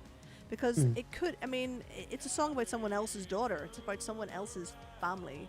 So I mean, if that didn't mean anything to me, then it's not worth, it becomes that craft and not that piece of art. And then I'm kind of drawn to the fact that somebody wrote, say, the Friends theme song to have on the Friends theme song, and to us it's probably like, oh, that's pop nonsense, it's pop culture nonsense, that's not art to us. But the Friends sitcom is somebody's artwork. Somebody thought that up from start to finish. Now, whether it was regurgitated out of a company or whatever is indifferent, but that's somebody's baby, that's somebody's artistic baby. So my point would be, between art and the craft is, I don't think there's any difference. If you look at something like the Transformers theme tune or the Golden Girls theme tune, right? Yeah. Those are two theme tunes that somebody said, here is our TV show. You have to, in this amount of time, in like 30 seconds, 10 seconds, 30 seconds, tell the audience convey the emotion of what they're about to watch. You have to set the stage emotionally for what they're about to watch. Transformers, the theme tune is, the words are literally just could just be spoken, an explanation of what the show is. Golden Girls, pretty much the same. Cheers theme tune is like, it's just an explanation of what the show is. But what they do with those theme tunes is you emotionally set the stage, and the same thing with like writing that song for Tui. You were like, okay, here's his lyrics, here's what he wants to convey. Now I have to write a piece of music, and your technical ability as an artist is that's your skill, that's your superpower, is going, here's an emotion, how do I make another person feel that emotion through music? And like, it's the same for things that I write, the ideas that I come up with. I constantly, in every scene, have to think about, okay, I want the audience to feel this at this point. How do I make them feel that? Like, how they have to be invested in this character. So how do I get them invested in this character? They have to know how much this means to this character. So how do I show them that evolution? And that's the technical part of it. Anyone can pick up an instrument without any training, and they can bang a drum, and they can strum a guitar. Anyone can write a script. Anyone can do that. But the technical skill that people have as artists is to be able to go, you give me what you want, I will produce it in a piece of art, but then also apply that to their own artwork, and to go, this is the emotion I want to convey, and break it down. Because I think sometimes artists have a hard time breaking down the message or the emotion that they want to convey. And when you get great art is when artists understand exactly what they have to say, and exactly what they need to say, or what they need to tell people, or what their art should convey. I think I get I'm lost. with you on this, because I think... Huh? Go ahead. No, go ahead. Okay.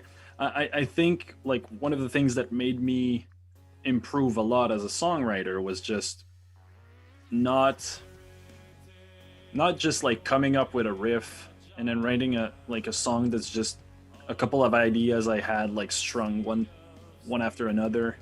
Like when I started writing for Alpha Botus, we started like with stories in mind and stuff like that, and then it just gives the song, like, either I start from a melody and then I develop the melody instead of just tacking on different melodies after, or you try to like link everything together that you're using it. And I think it just, when you think about like this higher bird's eye view of your work, it creates better details and better, like, because it's like a story. If you're writing like a hero's journey, and every fun, exciting thing that happens has no link like between one another, they're all just like random cool stuff happens, it won't be as much of a good story than if each of these things highlights a specific part of the hero's character. Or so like if you have a story that if you want to like explore the character and you map that out, and you're like, okay, now I want to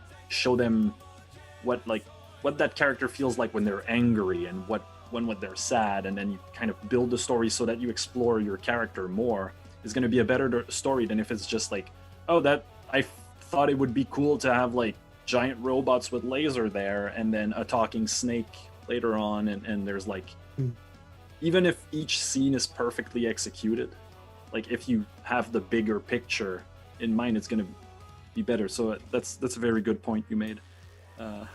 Yeah, I think that I get lost with all of my ideas in that I get so many of them. I'm like, I want to say this, and I want to do that, and I want to do this, and then hence why all my stories have to end on the album, because I'm on to the next one.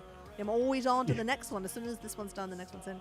But when I take commissions, that is different, because I'm in what they want. I'm not writing lyrics. They're writing the lyrics. I might make them into the song, and I might make them rhyme, and I might move them around and whatever, but I'm not involved in that writing, so I am completely limited on what they give me, and and that's it. And I think that just made for a better song, to the point that I really want to do more commissions. You know, I want to well, who's got the time? Who's got the time for any of that? You know, I think I do want to take more commissions, but it's just, you know, getting to a point where people are going to want to do that with you or for you, or I don't know what the term is, but yeah. So bringing this full circle, okay, if Death by Art is the new album, right, and if you maybe have this overarching story of this, you know, the comic book is this, you know, let's just say you're going to go for the idea. It's the aliens come down, they pick the couple and they go, right, you have to choose, you know, live apart and the world lives and peters out naturally, or spend your last moment together and the world is exploded. Your choice. What if each track on the album was a different narrative, and you maybe had one song at the start and one song at the end, which is the couple, but then all the songs in between were different, like focused on different people in different situations and a different emotional language to them. And then maybe what if you went out to your artist friends and were just like, give me a thing, you know, in 2020, what were you think? How did your art change in 2020? Like when the world is coming crashing to an end, when artists are finding it so hard to survive, and not just survive, but survive and make their art. You know, some artists may have found it they're more prolific in 2020. Some artists may have found that their art just completely eluded them. Maybe if you went and just got an idea from each of those people and then tried to translate their feeling into a different song for each song. Or you could, alternatively, you could go with, you describe them the premise and like how, as an artist, would that make you feel, or one of the characters in your books or whatnot. Like you just like, what if the world was about to end, like in X amount of time? What would you do as a, like, how would you react as a person? And then you have like collaborators.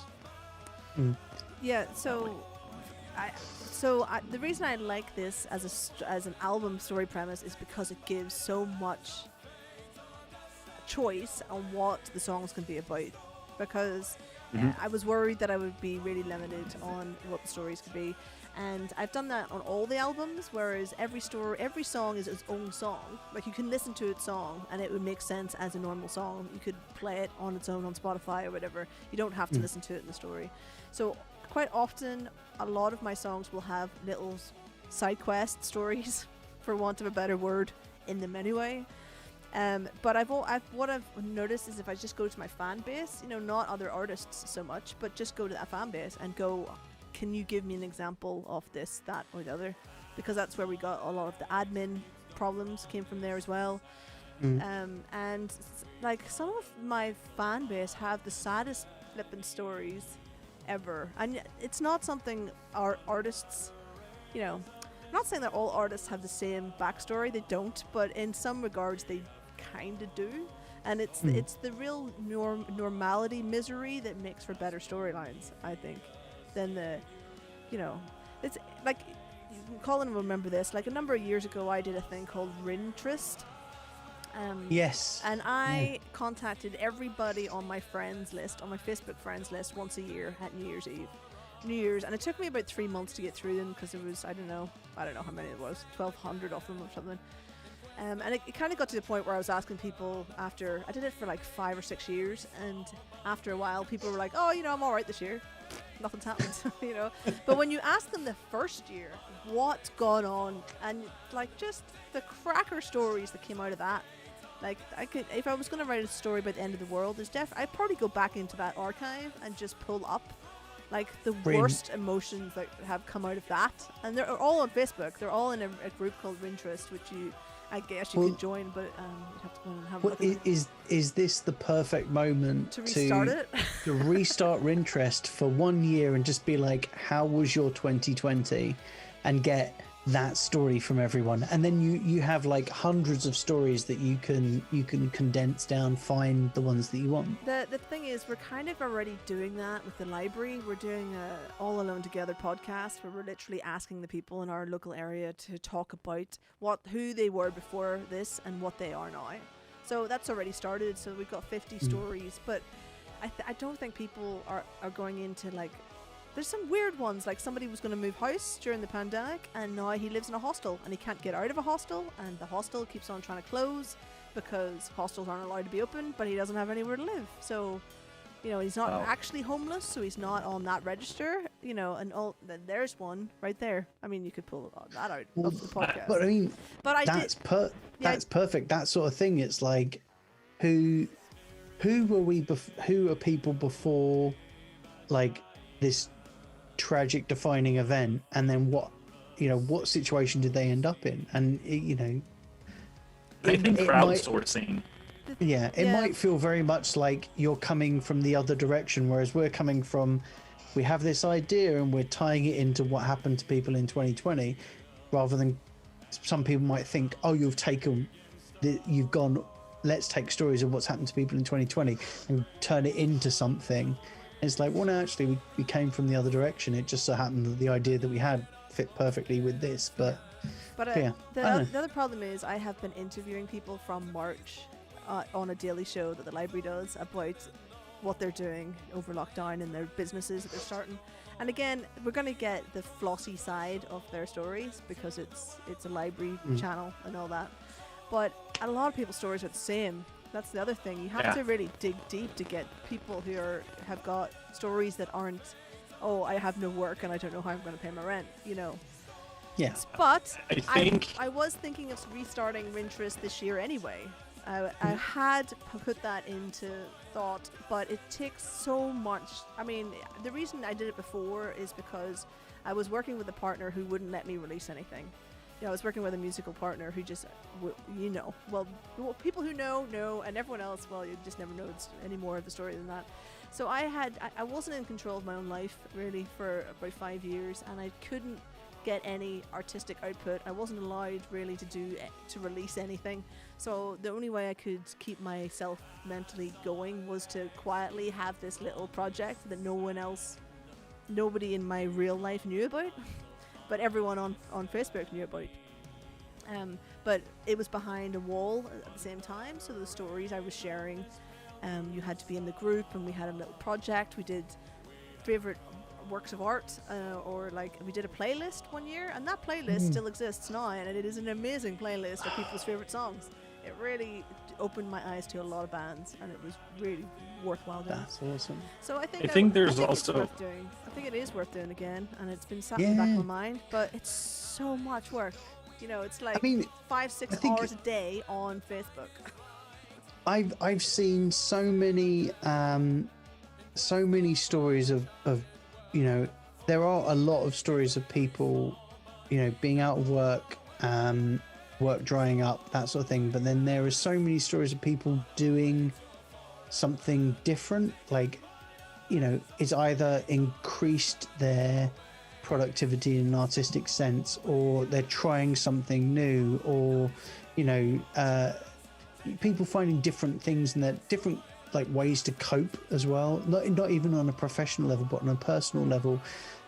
People finding different outlets to be able to cope with the isolation of lockdown. So I think there might be a lot of stuff in there, a lot of different things in there that you could find.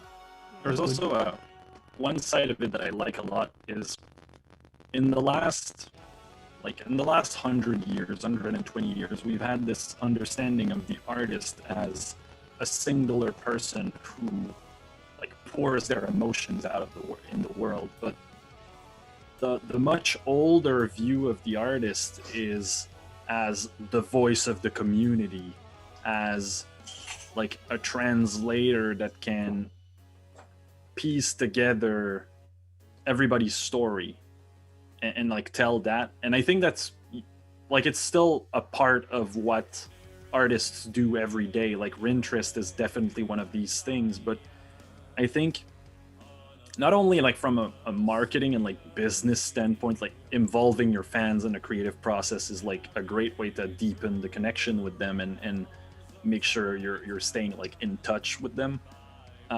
But I also think it's, if you like writing with like an outside prompt, having like just putting people like, not necessarily the 2020 stories, because I feel like a lot of people are gonna do that. Just having the like, here is the setting, like you're put in this situation, how do you react, like kind of like a role-playing experience of some sort, and then taking those little tidbits of stories that people or like behaviors that people are going to talk about, and then just, you know, adding some contrast, fiddling with the because when you take somebody's life and turn it into a story, you have to kind of remix it a bit so that it fits the story beats and the Yeah. I went to watch Nick Cave do a lecture once, and he talked about being a creative vampire, and I think that's the real problem when you ask people for their stories. You know, when I told them that we have a group that we share stories on, and they were like, well, I'm not going to tell you anything if you're just going to tell other people, kind of thing. You know, and there's a real fine line, but because they're not, a lot of these people, most of these people aren't artists. You know, they don't have creative output in any real sense that we would consider a creative output right here. They just live their lives, you know. They're just normal everyday normal guy. You know, hence why I said reach out to artists, because, you know, they would understand it as a collaboration. Yeah, but then you're gonna have to sign some. You're gonna have to get signed some contracts, because artists will turn around and tell you not to use stuff and all the rest. You know, so there's a really fine line between all of it. You know, like it's unbelievably fine on what you do, really. I think there's a certain level of like, if you that's why I think the approach of asking people to like role play or like put themselves in a weird situation that you create is, I think, is more like of an ethical way of going at it, because you're not telling somebody's story, you're writing a story based on some prompt that your fans gave you, and you can give them credit, you can Yeah, I mean, it's not like if I told you this story of what happened to me last year in 2020, you'd go beat by beat. But if I told you the general arc of what I went through, you could be like, oh, okay, well, here are some emotional cues. Let's rework that story into something else, you know, or you know, tie it into. That's why having the main arc of the album being this kind of aliens are coming to destroy the planet, you know, and this is a story of how all of the people are dealing with it, and how they're emotionally dealing with it is actually why the aliens are doing it, because they're coming to record their emotional responses, which is actually what you're doing. So the album ends up being kind of almost a version of the product that the aliens were going to create. So like the album is almost a snapshot of these several different people's perspectives on this, you know, how to deal or think, you know, emotionally how to deal with a cataclysmic event. I have one funny thing that happened to me during COVID. It's a good story. I live with my girlfriend now and a bunch of roommates, but we had our first date, like even before we called it a date, the day that they locked down, like they closed down the schools due to COVID. So we met like right as the world stopped. So if you want to use that for one of your stories, go ahead. I think it would be it was almost like too funny to be an actual thing. Well, maybe that's what we should do, is just like ask people what are you doing? What did you do? What would you do the day the world stops? That's the question. and then they can just either go into what they've done while their current world has been stopped, or they can just go off on one into whatever. And the darkest stuff always comes from the ones that aren't artists. I find the real dark crap comes from people who don't have art. We found that. But we are at the 10 o'clock mark here in the UK, and we did discuss beforehand that we would try and limit this down to 3 hours because it does get away from us quite a lot, and it's been fantastic having Colin. It has. If I drink past 10 o'clock, I will snore the house down, and Alice will not be happy. So that's I need to go and drink a lot of water.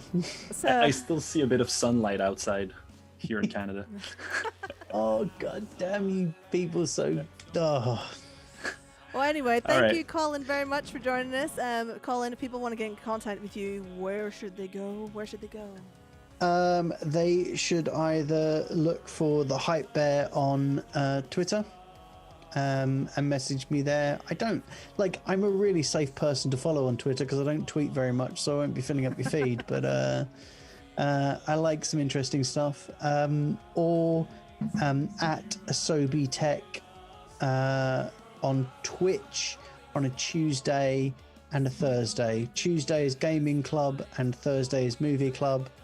Tuesday we look at a retro console as part of one of Quang's 230 retro consoles, and then we play some video games with everybody. And Thursday is Movie Club. We choose a movie, we all watch a movie together, and then we discuss it afterwards. Yeah, so if you're into games, come along on Tuesday. If you're into movies, come along on Thursday.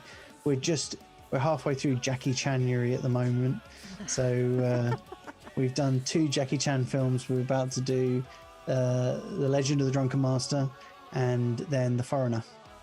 Can you put... But honestly, November is the month because it's Nick-vember, the Cage Apocalypse, and we do Nick Cage films all of November, which was beautiful, and I'm extremely excited about next November. You should do the Van Damme movies. Oh, Van Damme December. There you go. Van Damme December. So we did Christmas movies all December. February is going to be love stories or romances, but we did a first pass of a list, and then we looked at it and we were like, we can do better. So we're looking for not. I'm going to say we're looking for films that aren't just kind of heteronormative romantic comedies. We're looking for something a little bit different. So there'll be some interesting stuff in there. Can you put Quang's link in the chat, please? I can. While Colin does that, because I'm definitely going to follow you on that Twitter. I think I can. I have one small thing to plug, which is if anyone wants to play Among Us with my band and me, we do a stream every Monday night. It's going to be pretty late for you English people. It's going to be, we do 6 to 9 p.m. Eastern time, so that's 11 to 2 a.m. I think. I'm not English, by the way. Sometimes we do those in the afternoon as well here when we play with our French friends from the motherland. I'm not English, by the way. We don't call no, true. English. You're Irish. Sorry, but we can go with British. GMT. British is fine. Listen, I'm just saying. I may only hold an English passport for now, but I'm sneaking up closely on nabbing the Irish passport as well. I have just found someone to sign off my Irish passport, actually. So. Because the whole Brexit fiasco is coming down upon y'all. So you have to find someone who's Irish, but also is one of the many jobs. And it just so happens, because I worked in the civil service, I know a magistrate who is Irish and will sign off my passport. So that's one of the many jobs that have to get done. So yeah. Amazing. So it's not Asobi Tech, it's Quang DX is the thing for Twitch. So Tuesdays, Thursday, that's what it'll be. Quang is streaming at the moment. He codes Game Boy games that he's coding at the moment. Should we try and raid him? Will we try and raid him? Yeah. Yeah. Let's raid. Yeah. Let's see if I Let's can do do that. it. I've never raided anybody. Just before. Just before. Yeah, you have to end stream and then raid. No, do I have to line it up first though? Don't I? I think you have to line it up and then you go to it. Yeah. And then when you hit his stream, everyone has to hit F5 and refresh, because if you hit someone's stream, you're not counted as a viewer unless you refresh once you hit their stream. It's this big thing. Twitch is crazy. Okay. That's fine. We're gonna raid him in a wee second. So just to let everyone know that I have a show coming up. It's on the 30th of January. I'm building a purpose-built live stream show, live stream stage upstairs in the library. I'm like a little womble in the basement of a library. And tickets are for sale. It comes with a custom printed t-shirt, which you can only get at that show, or it's £3 and you can watch it from anywhere in the world. Anywhere in the world, because it's on YouTube. If you want a ticket, it's down at deathingloria.com. So yeah, there we go. This was amazing.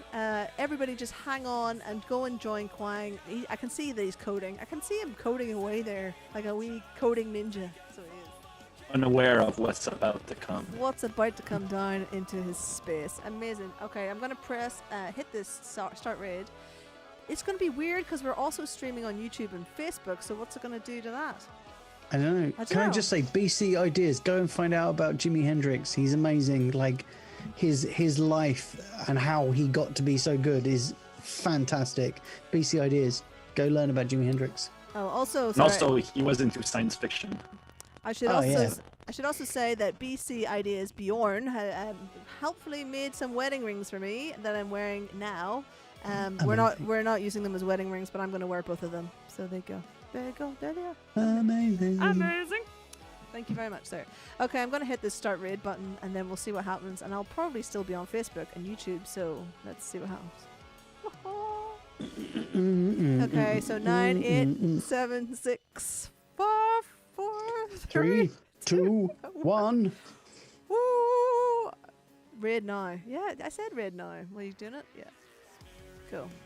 What's it? Is it doing it? I don't know what's happening. Do I have to then press stop afterwards? I don't know. Yes, you may do. You'll get a little thing on Kwang's stream. On manage hosting. I don't know. We still seem to be live. So do I press off on my one? You're live, but you're showing Kwang's stream. We're also live and still on Facebook and whatnot, so we're just going to go over and just see what happens on this one. So if you stop now, everyone will be there. Oh, okay. I'm just gonna stop the whole stream then. All right. Yep. See you. Bye.